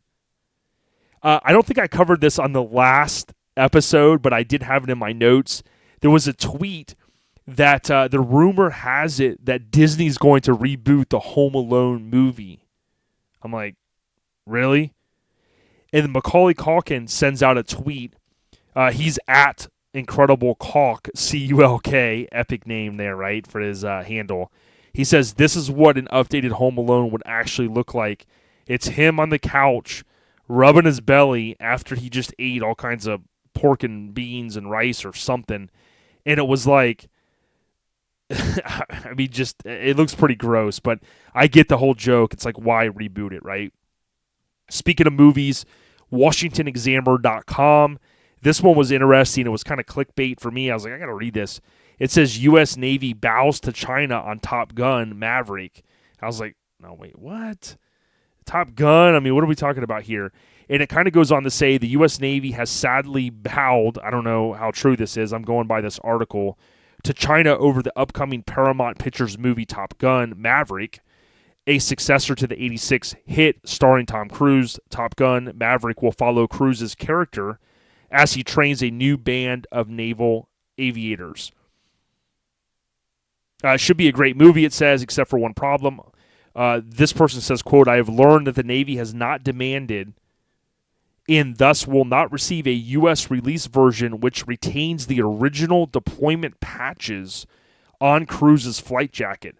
Those patches represent Cruise stops for Taiwan and Japan.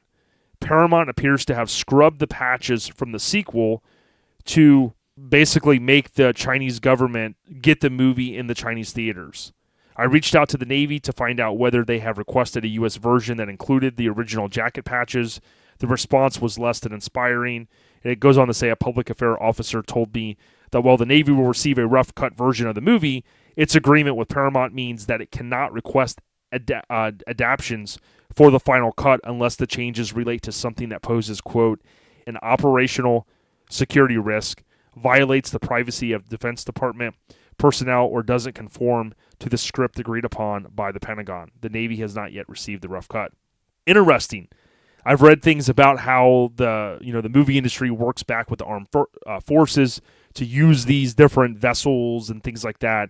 And if you want to read more on the article, that one is out there. And again, it's WashingtonExaminer.com. Okay, just taking a look here at a couple more. The other one I was going to cover is Harry O. If you guys have ever listened to any of the Scarface intros or the Ghetto Boys, and you hear Jay Prince on those, he also has a book out. You can listen to it through Apple Music. If you're a subscriber there, it's a great book. I would recommend it to anyone. Jay Prince, he talks about Harry O, and this is a dailymail.co.uk exclusive, former cocaine kingpin and co-founded label Death Row Records with Suge, and signed music legends Dre, Pac, Snoop, is set to be released from prison after 31 years behind bars.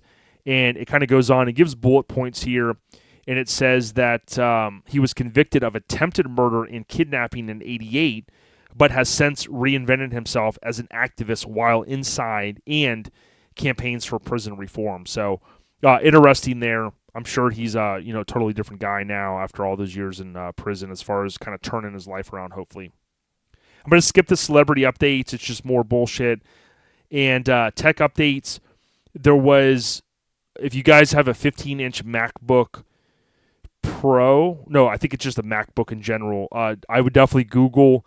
There is an FAA ban on recalled MacBook. Or, excuse me, it is MacBook Pro, sorry. So FAA bans recalled MacBook Pros from flights, similar to what they did when the Note 7 was exploding on people. So with that being said, just kind of wind it down here. We've got All Time Low magazine. Love them. Visit atlmagazine.com. They stay on the rise. Hammered Weekendwear. That's HAMMERD, weekendwear.com. Go out there and order some merchandise. Custom Car Show Productions, with the next event of their fleet of shows, is going to be Siknic, which you guys heard about earlier. Lone Star Throwdown. Yes, LST, we talked about it. The West Coast Influence. Visit minitruckfilm.com. Order the Blu-ray or DVD. Add it to your collection. Trust me. Garage Gear Clothing. Visit the site. Let them know that OLP sent you, and you might just get a little something thrown in. Sparkles Detail is the clean team that supports the scene. If you're at a show nationwide and they're there, just know, have Tim, Tanya, or one of the team members. They will come over and clean your ride. That way you can spend more time hanging and chilling with the chicas and the homies. Feltham Fab, check him out for all your custom painted needs, including those awesome cups that he's been painting, as well as different awards. And then last shout out is SSBB _media, the homie Anthony. He goes to a lot of shows out west.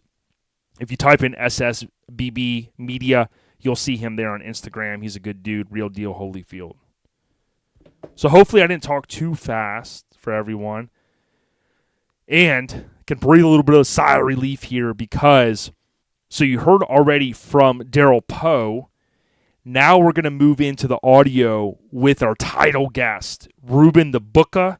He helped us, of course, secure. And Cope, dude, if you're listening to this, bro, salute to you, man. You've had a great legacy already, and you've got much more to come. So from the old school, the 90s, all the way we're moving into the 2020s, we salute you, brother. Keep the pedal stomped, and can't wait to see what you work on next, man. ODB, appreciate all the love that we get, and keep the pedal stomped into the weekend, guys. And just want to say, since Mike's not here, we got ya. Peace.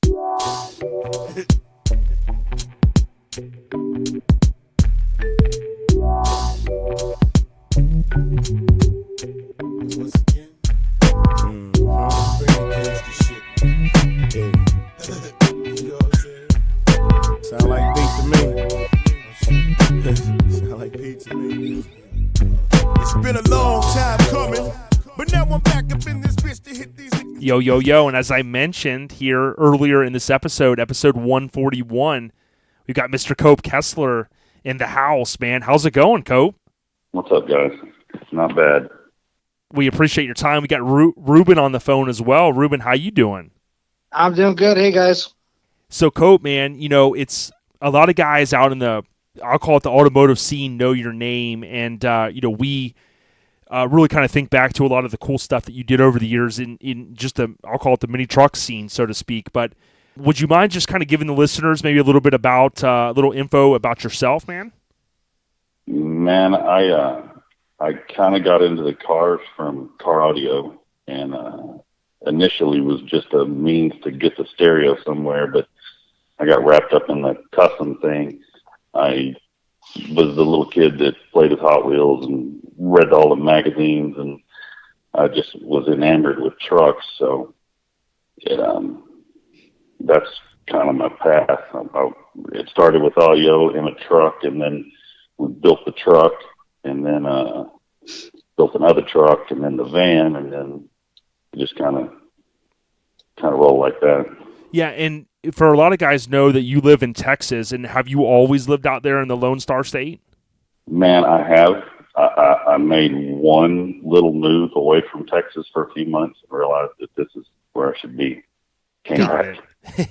Yeah, I know. It's like once you're Texas bred, it's kind of hard to leave from what I understand. You guys do it crazy out there. Hey, Texas is a nice place. Yeah. I'm born and raised, man. I made it 6 months in another place and had to come back. So you kind of mentioned like the stereo stuff. Like, take us back to, are we talking like maybe late 80s, early 90s when you maybe as a teenager, you start dabbling in like the stereo stuff like many of us did, and you start to say, you know what, I just really like the stuff, doing boxes and all those crazy setups? Yeah, so how I got started in the cars was, honestly, my mom took me to the stereo shop. She was getting something done to a vehicle, mm-hmm. and the installer took me in the back and showed me this car they were working on, and it had a big wall in it, and back in the day, like huge wall speakers everywhere, and I was hooked, and like he sat me in the car, let me listen to it, and then I ended up going to a stereo contest. He's like, man, you should go to a show this weekend. So I go to a contest that weekend and got to see there's a guy named Joe Gross had a S10 Blazer for kicker. So I saw that thing, and then all these other like vans with big walls in them and trucks, and yeah, that was my thing. I was definitely hooked after that. Yeah, that's awesome. And Ruben, you can attest to that. It's pretty cool too to hear, like with Cope, a lot of guys look up to him and the build that he has, and he's been doing this a long time. But we always like to kind of hear, right, Ruben, that even a guy that maybe accomplished a lot in the truck scene has gotten his inspiration from an early build at an early age. I think that's pretty cool, man. Yeah, Joe Gross's his Blazer was awesome, and he was super cool. So he was a rep, I believe, for maybe kicker at the time, and he just took the time to show me and like listen to it and everything, and I remember him specifically from being young as one of the influences audio wise. That's awesome. And yeah, Ruben, so I mean you kind of know, right? I mean it's awesome to hear like guys like Cope when they draw some inspiration. Like we all have to at certain points, it's not like we don't just usually fall into this, unless you're maybe like Chip Foose's son or something, Right. I mean, even though like me personally, my dad was always in muscle cars and stuff, and I have my own little influences here and there, and I get what Cope is saying, and something there at that stereo shop sparked an interest in him, and I get that. I totally get that. And it stayed with him, and it's going to stay with you your whole life. And I bet you're probably like me, and everything that you've ever owned from then on out, it's got to have a system in it, right? Exactly. Yep. I have not a lot of people know this, but my family owns a ranch, so like I grew up in the country. Mm-hmm. I didn't have like the crazy, California car, scene or anything to grow up around. I grew up around like redneck trucks and horses and stuff. So it was a little different. Everything I saw was in magazines. So I was, every time I could, was going to the store with my parents, was getting a magazine so I could look at trucking and back when I was a little kid, it was vans and stuff in those magazines. Oh yeah. Yeah. And it's awesome because there is that connection to vans, and, we've talked about that some, and we probably should talk about that more in terms of the 70s and some of the early truckins, the first year and in, into the 80s. And I know Ernie talked about that a little bit on the West Coast Influence DVD, which was cool. And, but speaking of magazines and vans, I mean, those go hand in hand. Many of the old school mini truckers, Cope, like they know your name, Cope Kessler, from a famous vehicle that you built back in the day. Would you mind sharing a little bit more information about the famous van? I know it was 22 years ago this month that it appeared on the cover of Mini Truckin', and then just 1 month later, it was on Auto Sound and Security. So you were like back to back before it was cool, man. Yeah, I got 2 covers with that thing. That was awesome, and then several features too with it. Mm-hmm. So the thing came about from like my first truck was a step side, 82 step side with 7th order in the bed with 4 Pro 15s in it on a 1000. Okay. So had that, and then went from that to an extended cab with a camper shell that had 8 18s in it. Okay. And damn.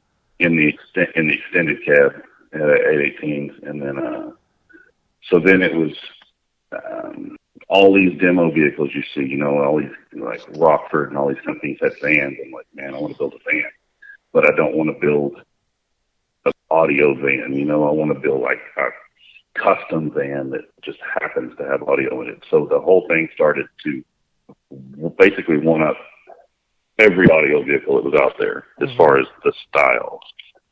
Because they're all just, vans with maybe a ground effect kit or something on them and some rims. Yes.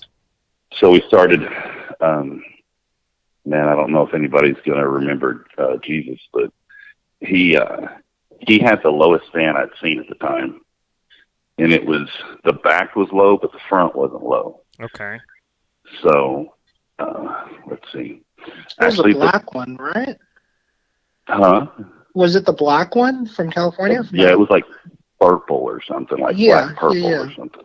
So actually the stereo installer I mentioned earlier that like took me to the back and showed me the car, he had a van for sale. So I ended up buying this Astro, decent shape, but it needed work, and then started tearing into it.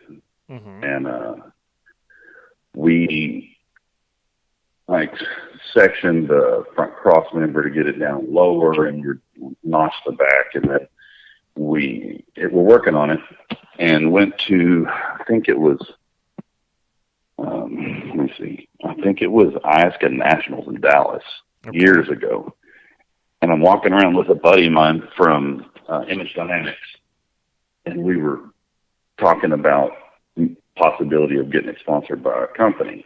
Mm-hmm. So he's like, man, I think I know somebody. So we end up talking to Blaufunk there and showed him pictures of the build and how it was going. And at the stage, it didn't even have paint. It was just all body work. Mm-hmm. So they were all about it.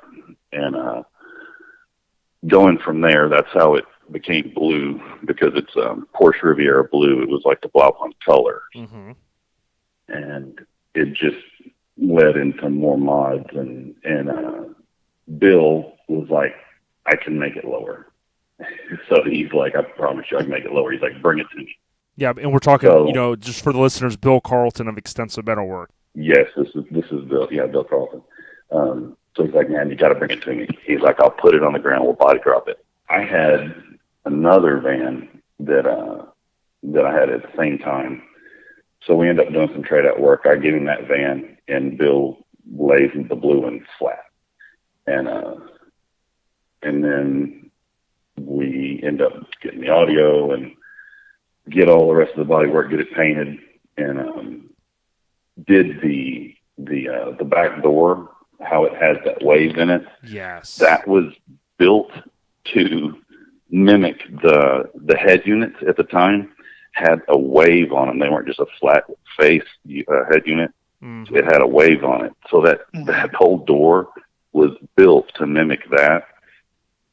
The minute we got the thing painted, they discontinued that head unit. So no way. Nobody ever really got to grasp like why it was done or that it tied into the company, but you had to tell them because they discontinued the freaking head unit. Oh man, that's epic, dude. But it still was like damn, that mod. Like most people thought, like, man, he just decided to do it. So that's kind of a cool tie-in. Yeah, it was. We took it had cargo doors on it, so we welded, or I didn't.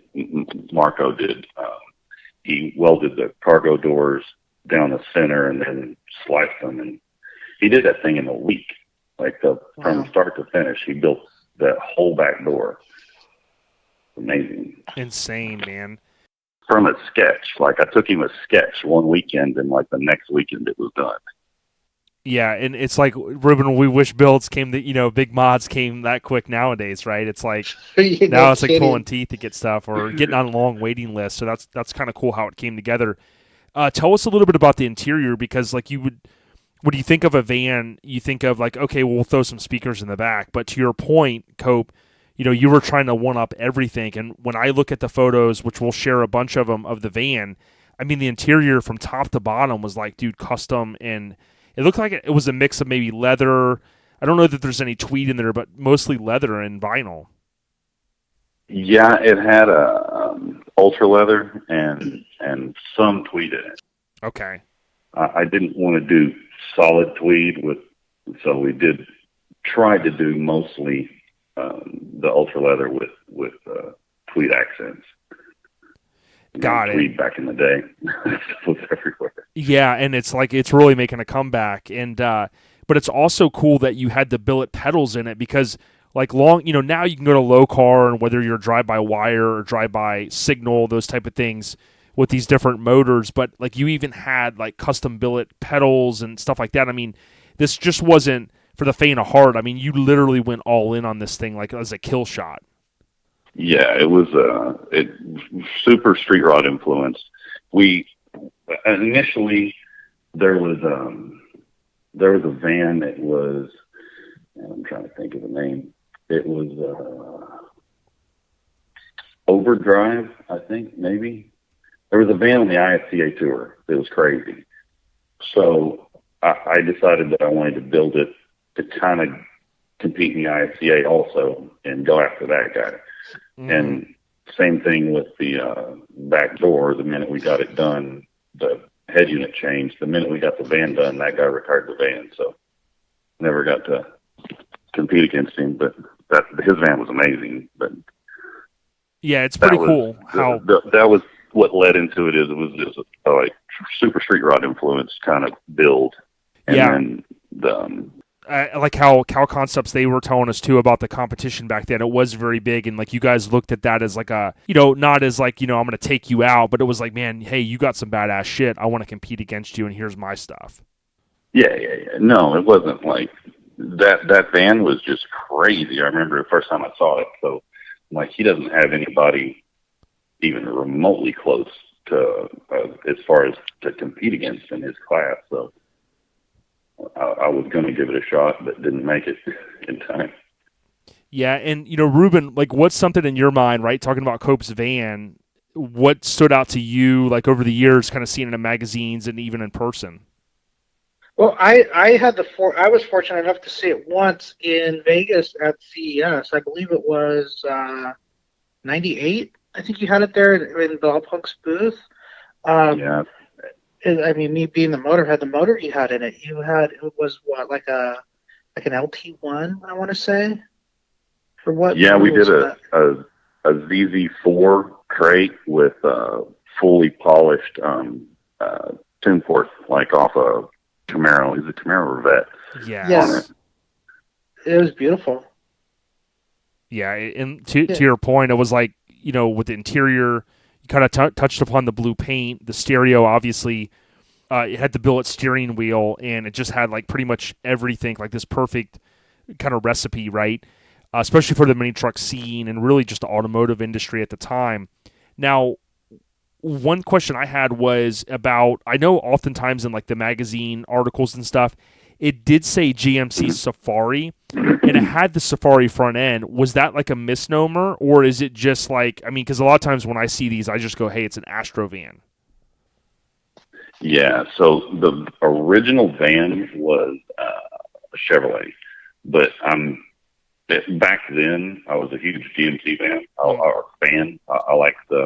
always liked their grills and just I liked them better. So I definitely I swapped all that out and we put a late model at the time GMC front end on it. Yeah, and it looks so good. It always got labeled back and forth between being a GMC and a Chevy.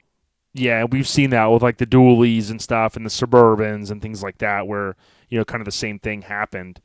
When I look back at like the history on the van, it goes down like no doubt as one of, if not the baddest vans of that genre that's ever been built, and no one's really been able to replicate it. We've seen some cool vans, and we're going to have some future guests, and we'll talk about their vans, but, to me, I never saw it in person.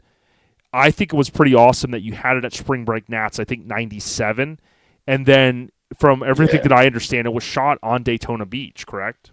Yeah, it was shot. We took it to, or I took it to, what was it? Was it Splash or Endless? One of those. Uh-huh. I think it was Endless. Yeah.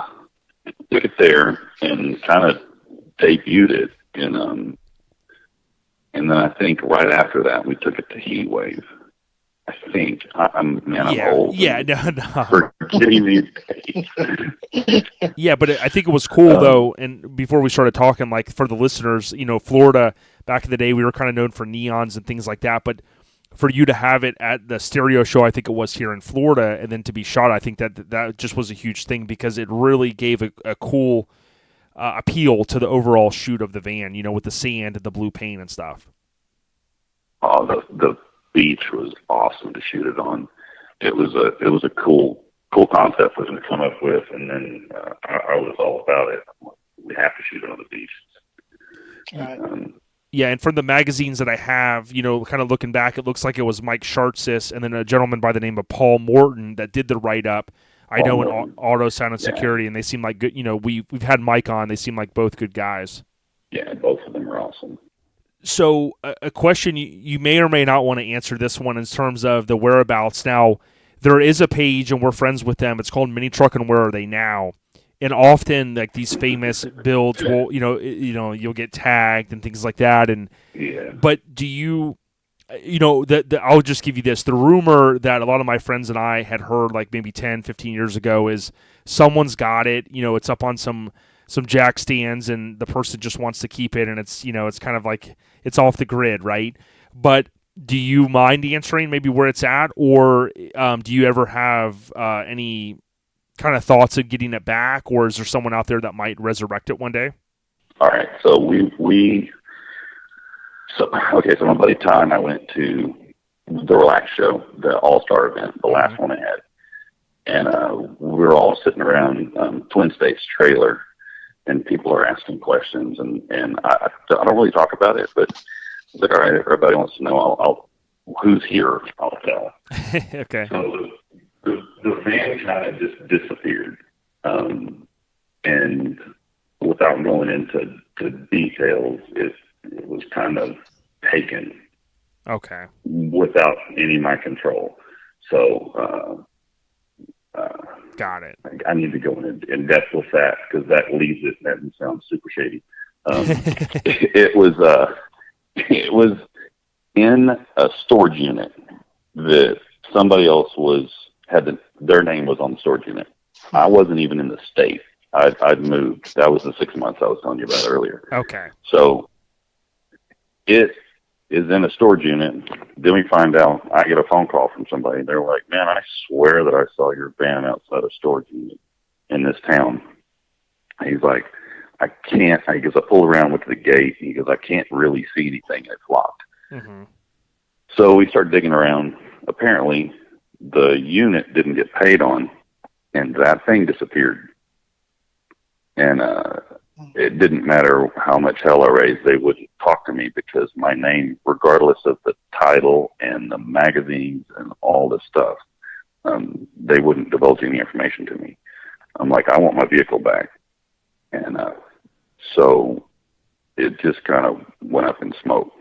Got it. So back to so we forward all these years. This is like 04, okay. 05. So Ty and I go to the All-Star event, and I'm telling this story. So a couple of the guys are like, "Dude, we got to find it. We got to find it." Mm-hmm. And I'm like, "Man, I'm over it." And so they're like, "No, we got to find it." So on our way back, we get a text message like we're headed back to Texas, and they're like, they started a Facebook page that. Find Cope's van. Oh, man. So we were like, no shit. And there was the most amazing, like, tinfoil hat stories, like, popping up on this thing. Oh, like it's an Area 51 shit. Oh, man. It was so somebody owed somebody money, and this guy gave it as collateral, and there was those stories, and then there was like, I saw it here. It's sitting by this trailer house out in the middle of the country. And then there would be another story. And then there's people that are saying that I have it at my parents', at my mom's ranch, and it's sitting out there in storage. But it's not because I'm part of the people looking for it. So it was all these different stories. Sure. So finally, we, Stacy Campbell, is a good friend of mine. He's like, man, give me the VIN. We track it down to a guy. I finally get a hold of this guy. I get a name. I don't have any numbers for him, but I finally get a hold of the guy and message him on Facebook. He finally answers me back like 3 or 4 days later. And kind of go back and forth with him, and he's real, like, reluctant to talk to me. I gave him a phone number. We ended up talking on the phone. He got it from a used car lot around in that area where it was, and that guy sold it to him dirt cheap, and then he used it for us. He had a stereo shop at the time. He says he used it for a few years and took it to Heatwave and showed it and all this stuff. Meanwhile, if my van had ever shown up at a show, I think somebody would have told me. Yeah, like the back because it was door the same. And all that. Yeah, it would. And especially if you're taking it to Heatwave, I've known David Mack since Heatwave 2. Yeah, that's your backyard. That's your like fam right there. Yeah, I would think that somebody. And he said he took it to Alaska Nationals, or USAC Nationals. He said it went to Nationals and a lot of stuff. So the last thing I got from him was that it was crushed. Oh, wow. That they stripped it. He used the seats and a motor and some other stuff for another vehicle, and the whole body was crushed. Because I was begging him. I was like, dude, I'll buy it back from you. Yeah. I was like, give me a price. I'll buy it back. I was thinking just the nostalgia of it. Sure. It's like a full-blown love-hate with that thing. But to have it back would have been awesome. But at the end of the story, that thing's dead. And he sent me a text message picture of the steering wheel that he had on his boat. So it was definitely the steering wheel. He had a jet boat, and the steering wheel from the van was on the boat. We need to go get that steering wheel, damn it. Let's go. He said he would give me he goes, man, I'll tell you what. He goes, I have the grill, the whole grill shell, the billet grill, everything hanging on the wall. It's the only thing besides the steering wheel that I have. Wow. He goes, you can have it. And he was out of state working, and I never heard back from him. I actually never contacted him either to try to get it, but yeah. Well, I still wouldn't mind trying to research that. I have the front bumper though. I'll tell you that. That's all. One thing I have is the front bumper off that thing. Well, it's tough. Like Ruben and I talk a good bit, and I was telling him earlier, there's a old magazine that Courtney was working at for a minute, in the between all the other magazines. It was called like Trucks, I think, or something. And it was after he had left Street Trucks, and there was a story in there, and he was like, where are they now? And he had told the story about Pat Nickel Ballistic, right? And Pat had never seen it, and I remember picking it up on the newsstand. I was like, man, this is kind of rare. I'm going to buy it, And I kept it all these years, and I tagged Pat in that one day, and we all know the fate of Ballistic, but the cool thing is, Cope, even though a vehicle might be gone, I can tell you from the mini truck world and guys that really love mini trucking scene, it's still awesome, like what you did, because that truck will go down. I think, the word is like in infamy that, man, it's so beloved from the paint to the interior to the stereo. I got to ask though, this question, like I know you said it was kind of a love-hate relationship. Like over the years, like what was either the hardest thing about the van, like the build process, or just something that was maybe a pain in the ass after it was finished? All right. So the biggest pain in the ass for that thing was the motor, was getting it running, because we had so many deadlines with it kind of didn't. At one point, it wasn't. When you build with some, I don't even know if right now, but look, back in the day when you did builds with manufacturers, they kind of dictate sometimes on what you do. And we had scheduled events all the time. I had to take it to grand openings for stereo shops. I had to take it here and I had to take it there. And Bob paid for me to take it everywhere. We were basically, a third-party show team for them. So, I went to CES and Spring Break Nationals and corporate events and different things. But we never had a whole lot of time to work on the motor. So there was quite a few times that it was pushed. And a local dealership that always serviced my dually was like, man, I got a mechanic. The service manager was like, I got a mechanic. He's really good at these things. he can get it running for you. Mm-hmm. He's got a shop at his house. So talk to the guy, make a deal, drop the van off at this guy's house. He's got a nice shop at his house. I don't know what this guy's problem was. I think he kind of had a little addiction problem, but he, about 2 weeks into it, Mm-hmm. he just disappeared. Wouldn't answer the phone. I drove out to his house. There was nobody there. He wouldn't answer the door. I went to the dealership. He wasn't showing up at work. Oh, shit. So it went south pretty fast. And I ended up having to go to the sheriff and file a case. Mm-hmm. And they went and confiscated the van and all the parts. And then we had to set a court date. Damn, and then really? the court date finally, Wow. yeah. Like I said, love, hate. There was a lot of stupid shit that happened with that thing. So he skips the court date. He doesn't show up. So it forfeits like him. So I get all my stuff back.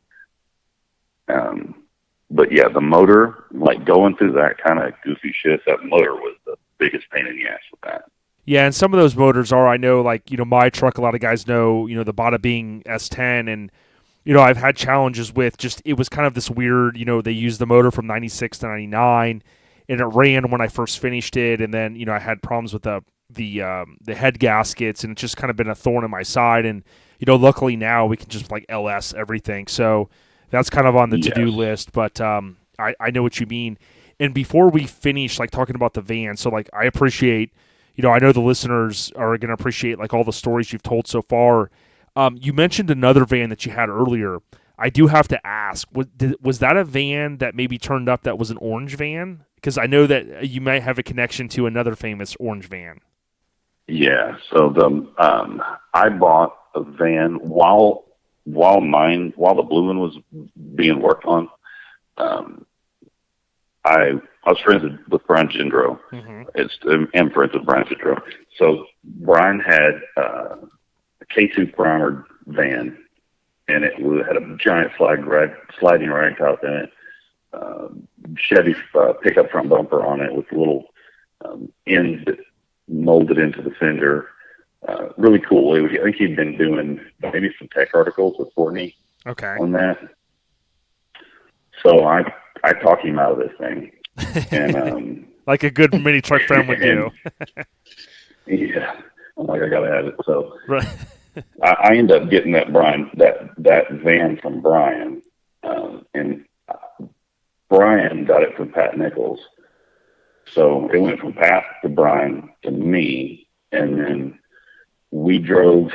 I picked it up at Brian's in Escondido and drove with Jason Tang, and I went to Vegas for a car show and met up with Ruben and Mike and everybody. And from that show, drove it home. I get to Lubbock, Texas, which is maybe 2 hours, 2.5 hours from home, mm-hmm. and the motor blows up. Damn, 2.5 hours from home. Holy shit. Yeah. Hey, but you know what? We had a good time in Vegas cruising that van, Mike's van. Great time in Vegas. At Alex's van, cruising the strip with the doors awesome. Open and hanging out of the vans and stuff. We had a really good time. That's does anybody good have shit. video of that? I would love I know, man. That's funny. We talk about this with guest Cope, that when you think back to those heydays, man, we didn't have camera phones, did we? No. It's a good thing we didn't. Yeah, everything was 35 mil. So get the van home, trailer it home. We drop a ZV4 in it and a small block, and then I didn't care about painting it. We had so much fun at that. Put a big stereo in it and just like use it to go to the lake and like street race, and it was a great sleeper having that motor in it and being all raggedy looking with primer and guide coat, and it was a lot of fun. But back to the story where Bill was like, bring it to me, I can make it lower. That van was given up for him to, we kind of did some trade out work, and I gave him the primer van at the time, and the primer van he dove into, and it became the orange van. Yeah, and a lot of guys know that was one of the early builds of kind of extensive, their whole, I would say, their dominance that they've had all these years. And I had a couple buddies that went to like Nopi even before, I started syncing up with them. And they were there like in the 96 through 98 range, and they saw it there. And, we've seen a couple pictures float around, but a lot of people don't realize, not to go too much into that. We'd love to talk more maybe with Bill or someone in the future about the van, but a lot of people don't know, Cope, that van had it didn't have windows, correct? For the most part, was it all? No, it was a cargo. Cargo, yep. There you go. Yeah, it was a cargo. Had the back two doors were glass, and then that was it. Yeah, and then so basically it has painted on windows for the side, which I always thought was, when you see it in a photo, like it had that perfect illusion, that you just wouldn't even think that, hey, it's just paint. It's kind of a cool idea. Yeah, they airbrushed the molding on the window, the rubber. It's pretty neat. Yeah, it was pretty awesome. So, yeah, thanks for kind of sharing that. And, Ruben, before we go on to the next question, was there anything else you could think? I'm stuck on these vans, man. No, I think that's enough van talk for this episode. There you go. I do have a question. With everything you've done, can you tell us a little bit more about all the other things you've done? Can you tell us a little bit about you? When I first met you in, I want to say it was 94, you came out to the river and you had that red lifted full size. Yeah, what ended up becoming Bone Crusher. Yes. Yeah, so the red truck was I'd had several, everything actually had been dropped up until that. And a friend of mine, or a guy I met in college, I saw this black lifted Chevy, and I'd never seen one clean like that. There are usually big bumpers and headache racks and whatever, at least where I lived. So that hooked me on the 4x thing. I was like, I got to build a lifted truck, and got the GMC, and then did a first. Actually, the normal thing with the lifted trucks is you put one lift on it, and then you get tired of that, and then you go to a bigger one, bigger one, bigger one. Same thing. I got stuck in that rut. So we ended up doing 3 different lifts on it, and finally take it to Splash, I believe.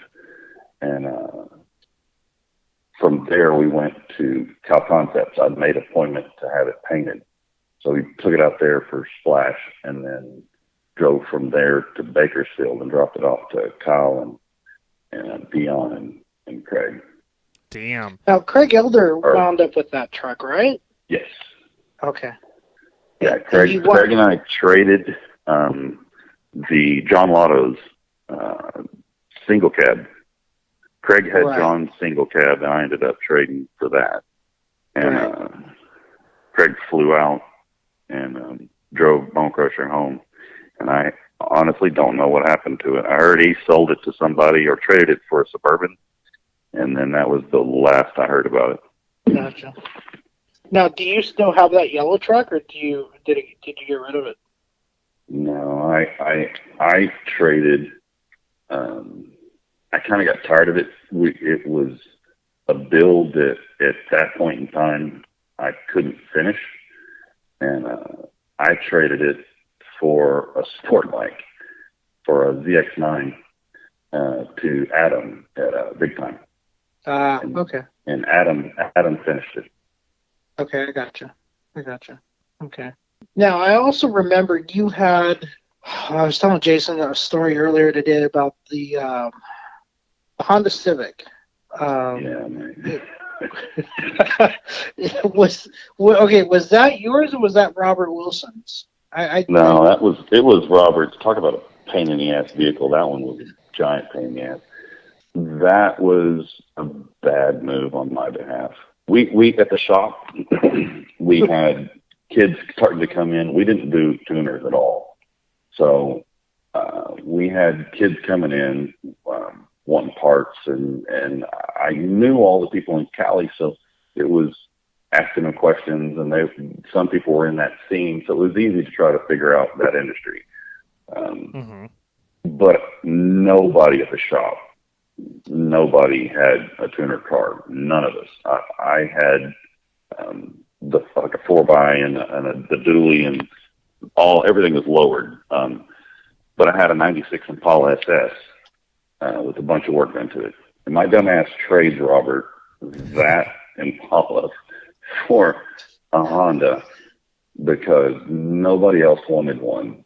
And I thought it would be good for the business to have a Honda for promo. Mm-hmm. Mm-hmm. So I got rid of my Impala for that.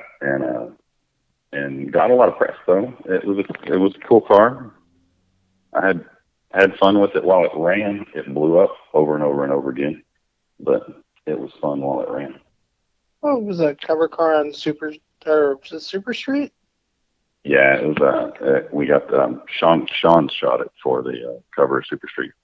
Yeah, and it was at SEMA, I believe. It was at SEMA in Toyo Tires booth, and then it was at SEMA in KMC Wheels booth. And it was a poster car for Toyo for like 2 years, I believe. They did a photo shoot with all the girls, and the girls signed the posters at all the events they did. For like a couple Not a of bad years. deal. Not a bad deal. We went to Hot Import Nights and did a ton of shows. They drug us all over the U.S. with that car, but it was fun. Yeah, and to piggyback real quick, Ruben, on your question, one of the vehicles that I saw on your Instagram before was like a red Tahoe. It was like a newer school. I don't know if it was like an 05 or something to that effect, but that was pretty cool because I think, wasn't that a partnership you did maybe with Sony, it seemed like, at CES 2005?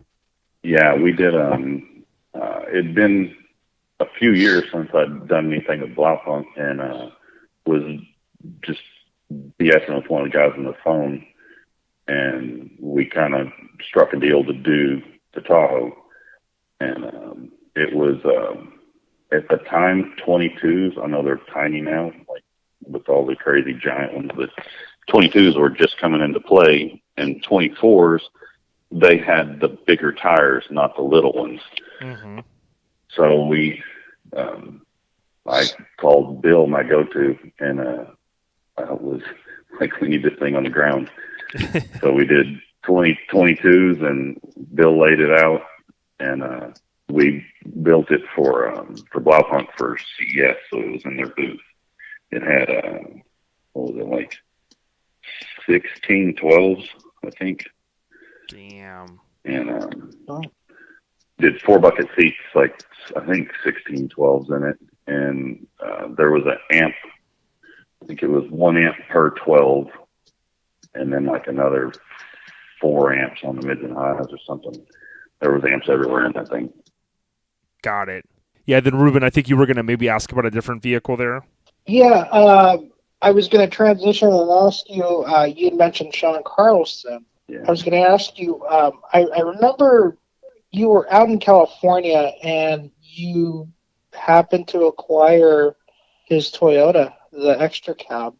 And you, I believe you took that home and you took home a convertible Cent. Do you still have that truck? You know what? I have the truck and the Sentra still. Do you really? Wow. Yeah. So there was a I love this car too. I don't know if there's probably older guys, you might remember it, but there was a little black Sentra that would go to Spring Splash and Endless. It was roadster glass, bucket seats with like a little tucked down roll bar right behind the seats, ground effects, really clean little roadster Sentra. Mm-hmm. I love that car. I know the car. Yeah. And I was out there one time, and I'm good buddies with Mike Fillion. So Mike's like, man, I have one of those. So I, again, was like a kid in a candy store. I was like, I got to have it. So, yeah, so I'm by this like kind of beat project, and was just happy about it, but didn't go a whole lot further than that. We did a bunch of work to it, and then it just kind of got distracted and went off to the next ADD project. Yeah, and Ruben, was the truck you were talking about, I think I've seen photos of it. Was it just a cab of a truck that the photo I've seen maybe from Mini Truck and Where Are They Now, which was, it was like in a showroom. Was that what you were talking about? It was a green cab? That was my showroom. Yeah, so I think, I can't remember. It might have been when I came out for Hot Import Nights, and when Sean shot the Civic for the cover. Mm-hmm. I pull into California early in the morning. I've been driving all night, and call him. He's up, so I go to his house, and he has the truck there, and he's saying he's going to throw it away. So I don't know if a lot of people remember the truck, but that thing was awesome. Huge Mickey's on it in the back that stick over the bed. It was a full tube chassis truck. I get there a day late. He had already cut up the chassis and thrown it away. The bed was gone. The front end's gone. So I got the cab. He's like, man, if you want it, you can have it. And so I had a crew cab dually in long bed, so the cab flipped it upside down. It fit in the bed of the truck, so we took it home. That's pretty like, cool, do me a favor, just take it. That's some history, man. And I will never build it, but I will never get rid of it because it's just a little chunk of Sean that I have. Yeah, I don't blame you. Yeah, and speaking of, Sean, Ruben and I, we've talked extensively, and sometimes we'll ask the guests, we know he was a beloved mini trucker, and he was a member of really the custom automotive scene in general. But, when we often, ask his friends or colleagues or folks that remember him, do you have anything that maybe stood out to you in your mind that kind of just overall summed up, Sean Carlson? Man, you know what? Sean wasn't afraid to try anything. He would buy a tool and tear into something and figure it out. Like, I love that about him. Mm-hmm. And he became, he became a talented fabricator. He wasn't afraid of anything. He wasn't afraid to grab something and, dig in and learn. And man, he was awesome. Yeah, I almost feel like, Ruben, if Sean was here, we've seen the successful Dale Earnhardt Jr. podcast, right? And, his father passed away in a very unfortunate event. And I almost feel like, all the stories I've heard from Sean, I've told listeners, I was only around him once at Nopi and, didn't really talk with him or interact. But we always knew, even in Florida, Cope, who he was and, the Wood Runner when it was being built and things like that. And I almost feel like, Ruben, that if he was alive today, he'd be a guy that has a podcast that was really successful because he was tied into so much, man. Oh, you know what? TV show. He'd have his own reality show. He would have his He'd own be show, like on sure. Street Outlaws with his own car. And, dude, oh man, he would definitely be on TV doing something. I mean, that was him. That was his personality. He was. I mean, my vision of him, the picture of Sean that I see is walking with this tall blonde through the Hard Rock, and him wearing this white suit. Like, look at me, But that was Sean, and he was larger than life, But awesome guy with a big heart. Yeah, Sean was awesome. Man. I was digging through storage about 2 or 3 months ago and found a whole box of the Hot Wheels from the little. Yeah. Man, I was like, just digging through there. I was like, oh, there's probably, I think I bought like 10 of them. And then, so the little things like that, you're like, memories. Yeah, I have one. I have the poster that I made him sign, and he was pissed off because I made him fucking sign it, and the Hot Wheels that he signed. But yeah, I have them tucked away, and again, I will never get rid of that. Yeah. You brought up the 4Runner. Mm-hmm. So the year that I bring the van to Splash, we get it all set up and everything, and I see Sean pull in, and he unloads that damn 4Runner and stole my thunder. Fuck you, son of a bitch. He was just completely turned around and like gravitated to that thing. Yeah, it was awesome. Yeah, and we were talking with the guest, and it we talked about how even in Florida, before MySpace and things like that, there were always these rumors like, no, he's building this crazy truck, and it was really what anybody was able to peel away from the magazine, Mini Truck, and then it was like, no, he's doing this crazy motor, and it's in storage, and this and that, and then when it made, I was fortunate enough to see it because a guy over in the Midwest had bought it, and then I went to Indy Truck Bash one year back in the day, 2 years in a row, but I think I saw it only one of those 2 years. And it was one of those that really stood out. But like you said, man, one of the words that comes to mind in a lot of the news stories you'll see about him is innovator. And I think that's what he was. And he always thought very big, and, he shot for the stars, And I think, I want to say, Ruben and Cope, that he passed away on October 4th, 2009, I believe it was. So, this year is the 10th anniversary, and we do plan to do kind of a tribute show to him. So, we appreciate, the good word there that you had to share there, Cope. Yeah. So I'm trying to think of what all we've gone over. Yeah. I was going to talk about the truck, like how I got into the stuff from the audio. So I wanted a sports car, and my dad was not having it. So oh, really? We looked at Why, was he scared you were going to get in an accident or something? I don't know. He just wasn't having it. So he didn't really like any of the cars. He's like, I'm not paying that damn insurance, son. Right.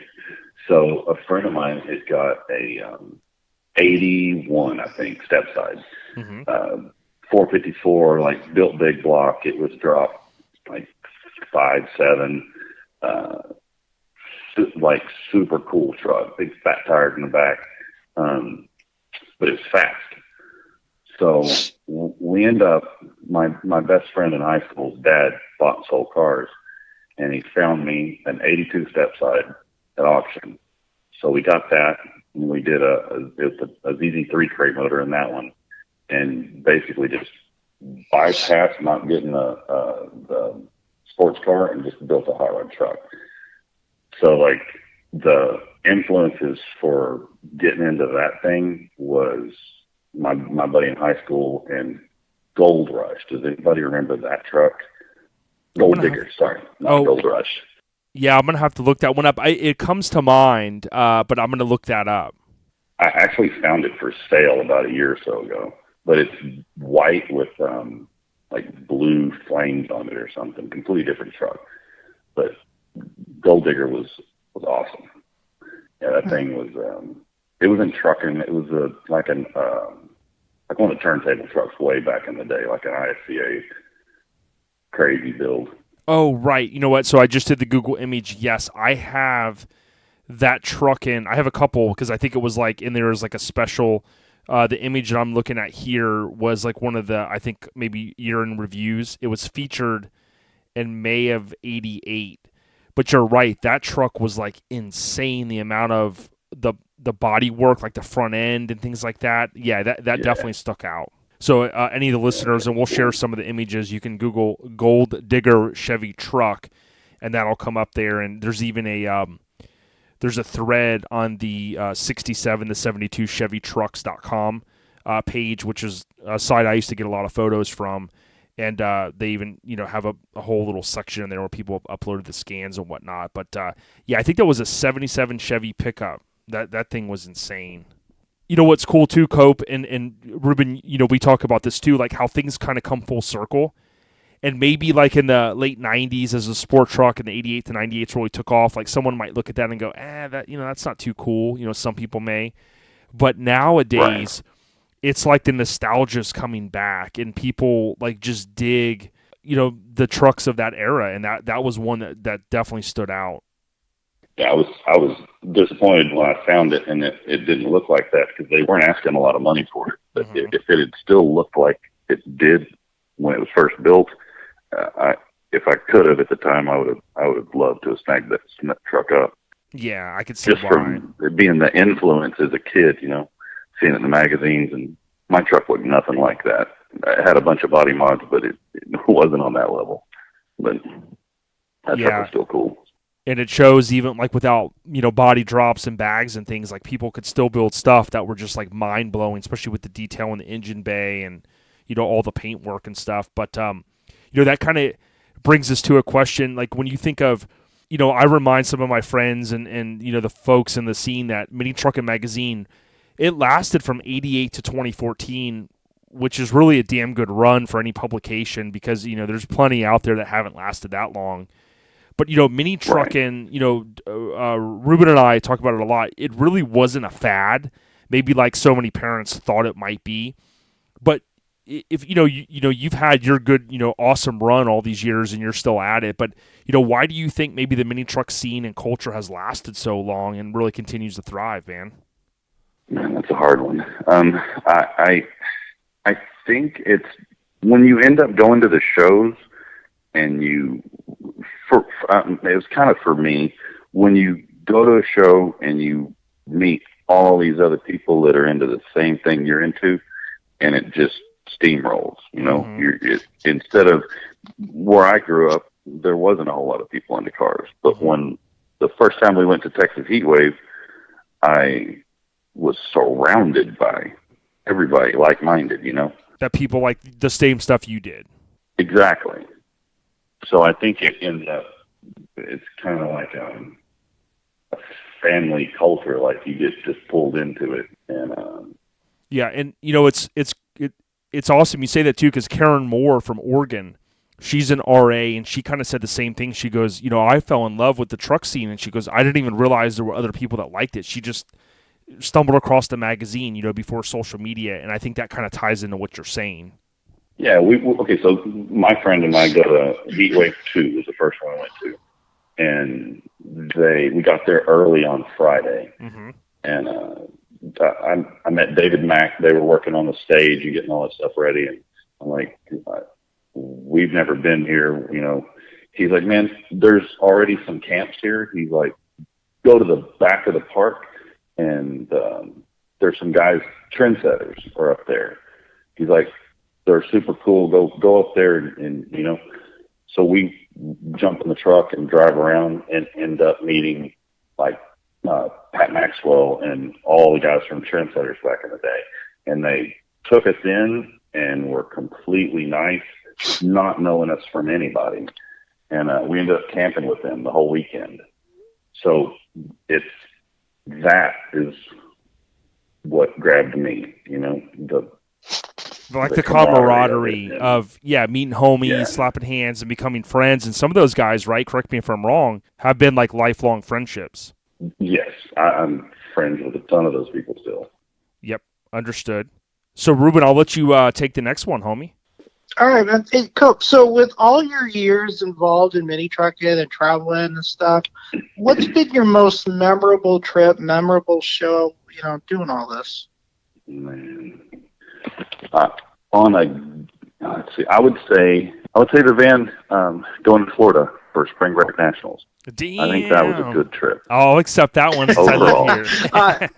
I thought he was going to say like coming out to California. Nah, man, the East is holding it down, man. Hey, Cope might be third coast, but he knows all about the East. Nah, just joking. So there's so many stories to that, like from cruising on the strip and just dragging the dually and we got pulled over a couple times, and Daytona Beach cops are hardcore. Oh yeah, they're harder than they are in Compton, I think. So I think that was a good weekend. And going into we had just gotten into Louisiana. And I had, on my dually, I had airbags in the back and hydraulics in the front. Damn. And it was a diesel. So way back then, it was before everybody figured out higher pressure would lift a heavier truck. So Sean Mahaney actually did the hydraulics on the front of my truck, and Mike Fillion did the back. So we're coming into Louisiana. We're coming into Baton Rouge, and I blew a line on the front cylinder, and we pick it up. Finally, it runs out of fluid. We get to a spot where we can pull over. I used to carry little blocks of 2x4s, little squares. Jack it up, put that underneath the control arm of the frame, and it rides awful, but it'll get you where you need to go. Sure. Yep. So we make it into Baton Rouge, get on the phone. We're trying to find a shop. It's an hour before we find a machine shop. It's an hour before they close. The guy's like, gives us the address. He said, get over here, I'll help you. Get to his shop. I jack the truck up, pull a wheel, pull a cylinder. The guy takes my hydraulic cylinder apart. The piston was tore up. He machines us a new piston, rebuilds the cylinder, and gets us back on the road, and stayed an hour and a half past when the shop shut down. And this is like a Friday, I think, Thursday or Friday evening. So just the awesome people that we met, they didn't have to do that for us, but he did, and that was cool. And then we got there, and then it was even better when we got there. So, and then the photo shoot, and man, I remember we were like, I want to hear hardcore Cajun while we're here. And one of the guys at the machine shop, was funny. He was like little sayings. We was cutting up on the porch like a new pair of scissors. So it was awesome. Damn. That whole trip was awesome from start to finish. And I want to say, I think in one of the old trucking magazines, I'll have to dig it up. It was probably 98-ish when it had it was probably late 97 when it had the Spring Break 97 coverage. But it seems like there was a photo, and it was probably, like you were saying, like I think Jerry Lewis was riding in the dually, and they just happened to, and it was probably you with Jerry and maybe in the truck that year, and it might have been 97, 98, and you guys were just like cutting up, and they just happened to have a photo, and it was in the trucking coverage. Yeah, that they ran. I think Rodney ran one in TMR too, of us cruising. That, like I said, the whole truck was packed. There was people in the bed. The whole cab was packed, and I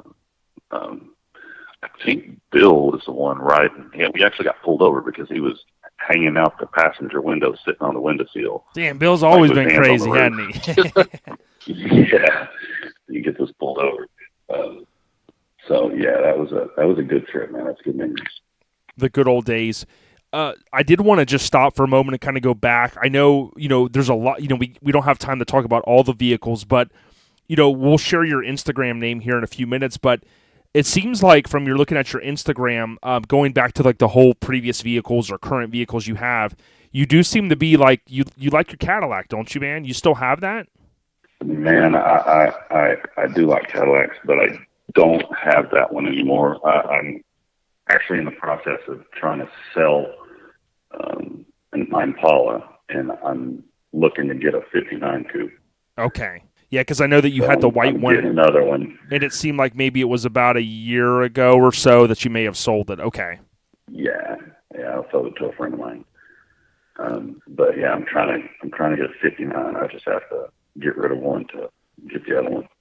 Yeah, and speaking of that, someone that you've had this eclectic, mix of vehicles over the years. Do you've had some really badass stuff.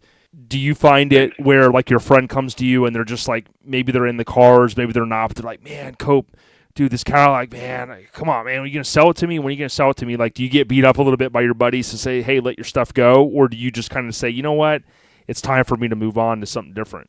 Man, my Cadillac, our neighbor at our old house, they were out front one afternoon. I'm rolling by, and I think it was in Pontiac, and she talked to me. She's like, will you sell this?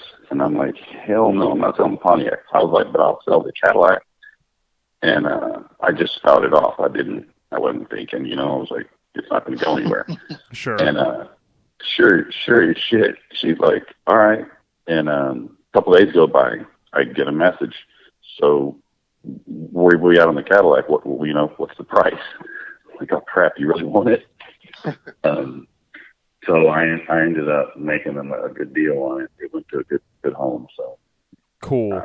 I'm happy with that. Like, yeah, I got called out. I just spouted off, and holy shit, they actually wanted it. Yeah, and since you brought up the Pontiac, you got some cool photos of it out there, and I did want to say I saw your post. I'm looking at it now from March 5th of 2018, and you kind of gave a shout out to, I'll call him a friend of ours, Mitch Henderson Designs. We had Mitch on, and he was another awesome guest, real good guy, passionate about the car scene. But the Pontiac was super sick, and did you want to just kind of mention what it is, and then maybe the connection there that you have to Mitch Henderson? Yeah, so I got the Pontiac from Boris, he owns Street Machinery, and get it here, and Mitch cut and bucked it for me. So he did a good job. Yeah, he's a good dude, and that's cool that you have the connection to Street Machinery. Shining for good guys. Oh, yeah, Street cool. Machinery, Boris is cool. Yeah, he was on Ronnie's C10 Talk before, and I love that he's got that group. I'm in that page, and man, he comes up with some damn cool stuff, dude. And we're lucky to have someone like him because, man, he seems to pick the right stuff, and he has a lot of good prices on his stuff. Yeah, Boris is solid, and he's a good person to buy stuff from. He'll tell you exactly what's up. Like, there's no lipstick hidden, bullshit. Yeah. There's no lipstick on the pig. He'll tell you straight up what you buy. Yeah. So Ruben, I'll let you take the next one because I'll keep rambling. So, Cope, can you tell us what you're doing now as far as like your 9 to 5? What do you do for a living now? Man, I own a marketing and design company. We do anything from apparel for companies to print collateral. Did vehicle wraps for a while. We still do them, just not as heavy as we used to. And this past fall, we sold a clothing brand. We had a fitness industry clothing brand for 11 years. Oh wow! So that was the two companies, and sold one of them. Still rocking the design company. I gotcha. And so, what do you do as far as like hobbies and stuff? What do you besides cars? I've gotten out of cars. Life gets in the way sometimes, and I kind of just got out of everything and regrouped. And I still had my Tahoe, but it just sat in the garage. I didn't do anything with it.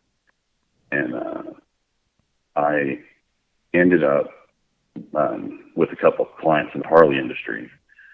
So I bought a Road Glide, and one of the clients builds like crazy bikes. They do the 30s and air and all that stuff.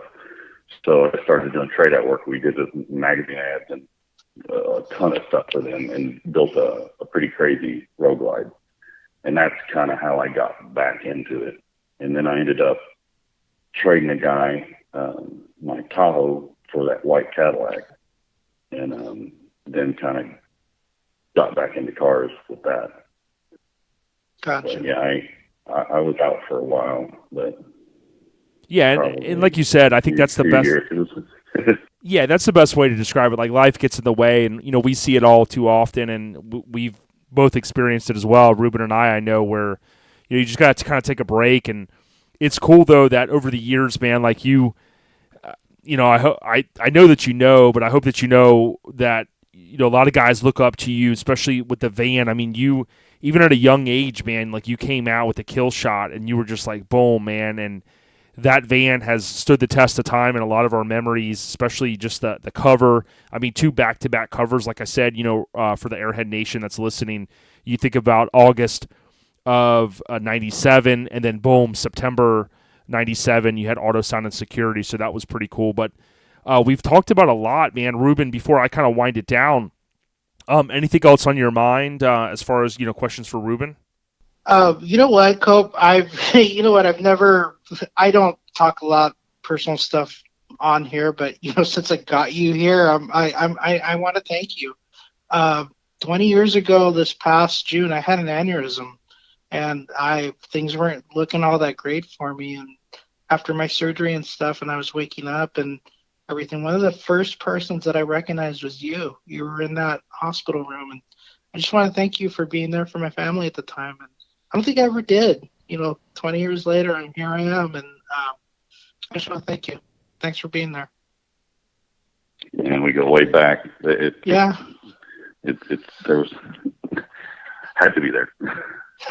No, well, it's kind of funny because I remember I was working down in Huntington Beach at that time, and I was talking to Mike, I think on the way home or something. He said, yeah, Cope's going to be in town and this and that. And I think the very next day I got sick, and it was on my mind that you were in town, and boom.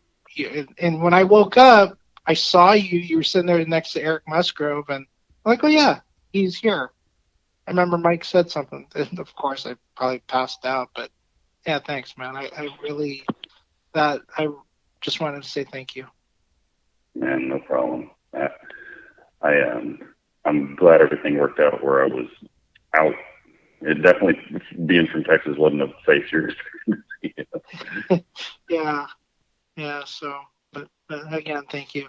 Yeah, Ruben, thanks for bringing that up, dude. And, to your point, maybe a lot of folks don't know, but I tell people all the time, man, even when your back's against the wall, whether it be health or anything in life, you can push through it, man, and you've been through a lot. And, for you to say that, thanks for sharing it, bro. Oh, you're welcome. You're welcome. And thanks again, man. I appreciate you, and I appreciate your friendship. Even though I haven't talked to you in forever, it's like I just saw you last week. So that's how I feel about you. Well, that's good stuff, guys. And the thing I was going to say is, we appreciate your time, Cope. We talked a lot about, how you got into stuff in terms of, obviously the Blaupont van. We had to talk about that. A little bit of the connection there to Extensive. I know you and Bill go back, and so many other things in between. But I wanted to see if you wanted to give out your Instagram name for everyone, if they want to go, if you're open to that, or at least your business, because I know that you got your business profile there and your personal one. It's up to you if you want to give that out. Yeah. The Instagram for my personal is Cope DeVille, and the company is it's Epic Design Group. It's EPOC Design Group. It's just my name backwards, Cope backwards. Nice. I like that. I just realized that when you said that. I was like, okay, yeah, I'm digging that. That's cool. Well, that's cool, man. Well, we're going to share a lot of photos, and I'll tell everyone as well that Cope has a few out there of the van, which we really didn't talk about the blue Blaupont van before it was blue, but he's got those photos, so we'll shamelessly borrow those, and then we'll share those up. But I mean, it's cool. What I appreciate, Cope, as well, is that you've, like so many guys, you've kind of dabbled out there showing some of the stuff. And I mean, when I go through your vehicles, and even the white 88 to 98, with the topper, and I mean, just so you had your hands in so much, and it's cool that you took the time to kind of explain some of it, man. Yeah, I don't even think we talked about the van when it was first built. It was built completely with graphics, and I think I had double knuckles on it, way before it was blue. It was finished with interior and everything. That's right. Yeah, and it had billets on it, and it had the billet grill from what I'm looking at here, and it looked good then. But it's cool that it just didn't come from, a sack of crap. You were like, dude, you were already had 1 foot in, and you said, you know what, let's take it to the next level. Yeah, from there, it was seeing Jesus' van that did it for me. I was like, we got to get this thing lower. And then we started messing with stuff, and then ended up tearing into it for body work. And then it was just over after that. It was a project. Hells yeah. But, and I had a lot of fun with that thing. Yeah. The other thing, I think I may have shared it before, but I have a page called C30 Addict where Airhead Nation knows, I'm a big dually fan. So whether it be the C30s or the 3500s, so I'll probably go back and reshare your black one again. So I tell everyone, go out there and check that out. That truck, even by today's standards, is epic, that it just has that look. So, there's been so many different vehicles that you have, and, a few stick out in some of our minds. But from the mini truck and cover to auto sound and security and all the other features. To your point, we certainly appreciate your time, and I just wanted to, on behalf of, see if Ruben, if you had anything else, and then just ask if Cope had anything else you wanted to share. I'm good. Thank you again, man. I appreciate it. Yeah, I mean, I appreciate you guys having me on. So the story on the van's demise, nobody really knows that. There might be a handful of people, so that was a exclusive. Yeah. Heard it here first.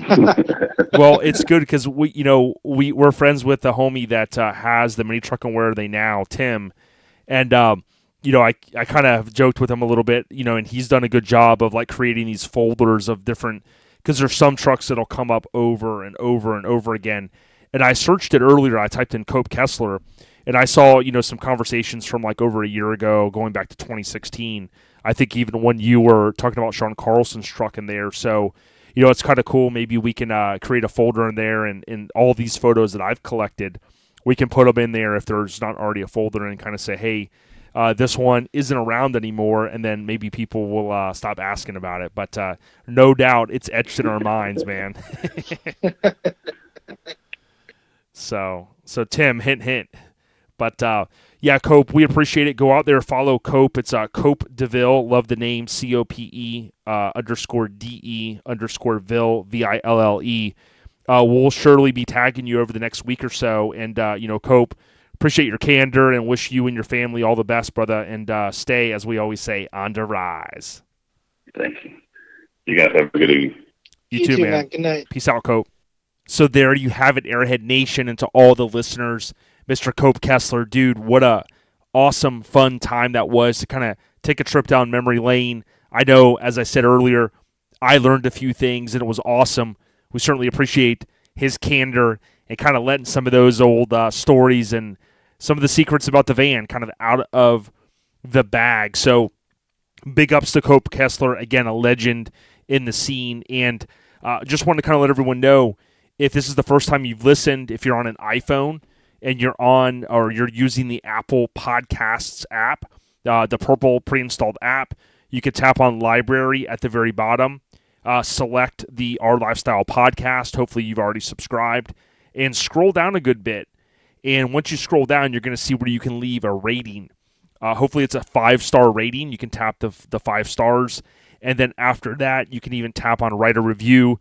Leave a comment if you want to leave your name. We'll give you a shout out on a future episode, but primarily the rating system is through iTunes, so it's on iPhone. But if you're picking us up on Stitcher, if you're listening through Spotify, or you're listening through Podbean, Google Play Music, Google Podcast, any of those other ways, that's fine. Most importantly, just subscribe, and every week you'll be notified when we post new episodes. We love what we do, as the longtime listeners know. Over the next few episodes, we're going to talk a little bit more about Siknic. So Siknic is next weekend. Make sure you guys get out there to the Lamar Dixon Expo Center there in Gonzales, Louisiana.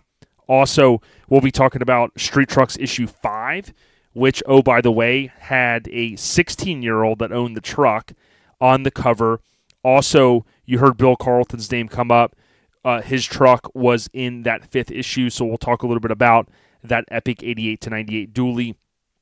And then we are also in the finishing stages of getting the audio done with Brian McCormick, who obviously has been in the truck scene for, dare I say, going on 40 years. And he worked at Mini Truckin', and then, of course, the infancy of street trucks, and always enjoyed reading his editorials. So BMC, really looking forward to doing that audio. Ruben will help us out as well. He's got a connection there, and we're looking forward to bringing that. And then we've got other interviews. Again, second half of 2019, we got the pedal to the metal, and we're looking forward to bringing a lot of these awesome interviews to our listeners. So we're 4 years strong. We're not stopping. We appreciate everyone listening beginning to end, and don't forget to subscribe. ODB, we out ya. Peace. Just kick a little something for them cars that be bumping. Yeah, all right, but we need a beat that they can front to. Oh, that'll work. Be funky. You know what I'm saying? Cars ride with the booming system. Cars ride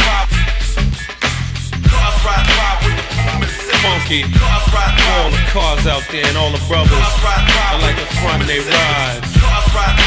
Check it out. You know it's funky, funky, funky, cause you heard it from hearsay. A jam that you love that don't be getting no airplay. Strictly for frontin' when you're riding around. 12 o'clock at night with your windows down. Headlights blinking cause your battery's drained. Armor all on your tires and a big gold chain. Parking outside all the hip-hop spots. Push the EQ and play connect the dots. Leaning to the side, people everywhere. The trunk full of amps, ain't no room for spare. Big beats bumping with the bass in back. All the sophisticated suckers get a heart attack. Cause they don't understand why I act this way. Pumping up the funky beat until the break of day. It's because I want attention when I'm riding by. And the girls be on my jock cause my system's fly. Cars ride by with the booming systems. Cars ride by with the booming systems. Just Cars front. ride by with the booming systems. Cars ride by with the booming systems. Girlies wanna ride with a brother like me, cause they be hear me getting funky frequently. They tell me don't drink and drive, I say what is this? Pass the Heineken and mind your business. Roll up a fat one and pass it around. Laid back, hypnotized by the funky sound. People in the street see me bobbing my head while I'm checking out the rapper and the rhyme that he said. I'm frontin', and I don't care if you know. The backseat of my car's like a disco show. You would think I was a good friend of Al Capone. Crazy air freshener, who needs cologne? Bottom to the bottom, to the top, cruise. It's 3 o'clock, the girlies, they smile. They see me coming, I'm steady humming. I got the funk that drum, I'm drumming. My trunk be shaking, vibrating and rattling. Pumping so loud, all the shorties be battling. A right-hand man's here without the swing. Every chance I get, I'm showing off my rings. I can keep it up until the break of dawn, cause I'm frontin' in my ride and my word is born. Cars ride by with the You know what I mean? Cars ride by. Cars ride by with the booming systems. Cars ride by. Sunroof open so I can feel the wind blow. I don't give a damn if it cracks my back window. C to the O to the O to the L to the I to the N to the F to the R to the O to the N to the T to the I to the N. That means I'm chillin', like Spoonie G said. My seats are soft like a bed. They recline way back so I can get real cozy. I got the gangster tapes in the place, like a bass head would say. I want bass, I want a hit, I want a dose. You're rolling up smiling, but you can't come close. Cause my system is pumping loud. Like Rakim said, I wanna move the crowd. I warm it up with pain, fight the power with PE. Tell the cops you got to chill with EPMD. This is something devastating that'll break the trunk. And remember, Uncle L is like the future of the funk. Cars ride by with the booming systems. The front. Cars ride by. Cars ride by with the You know what I'm booming saying? systems. Cars ride by. So next time you're in your ride, pumping it up, just remember, Cars ride by. it's cool. Cars ride by with the booming systems. Cars ride by. Peace.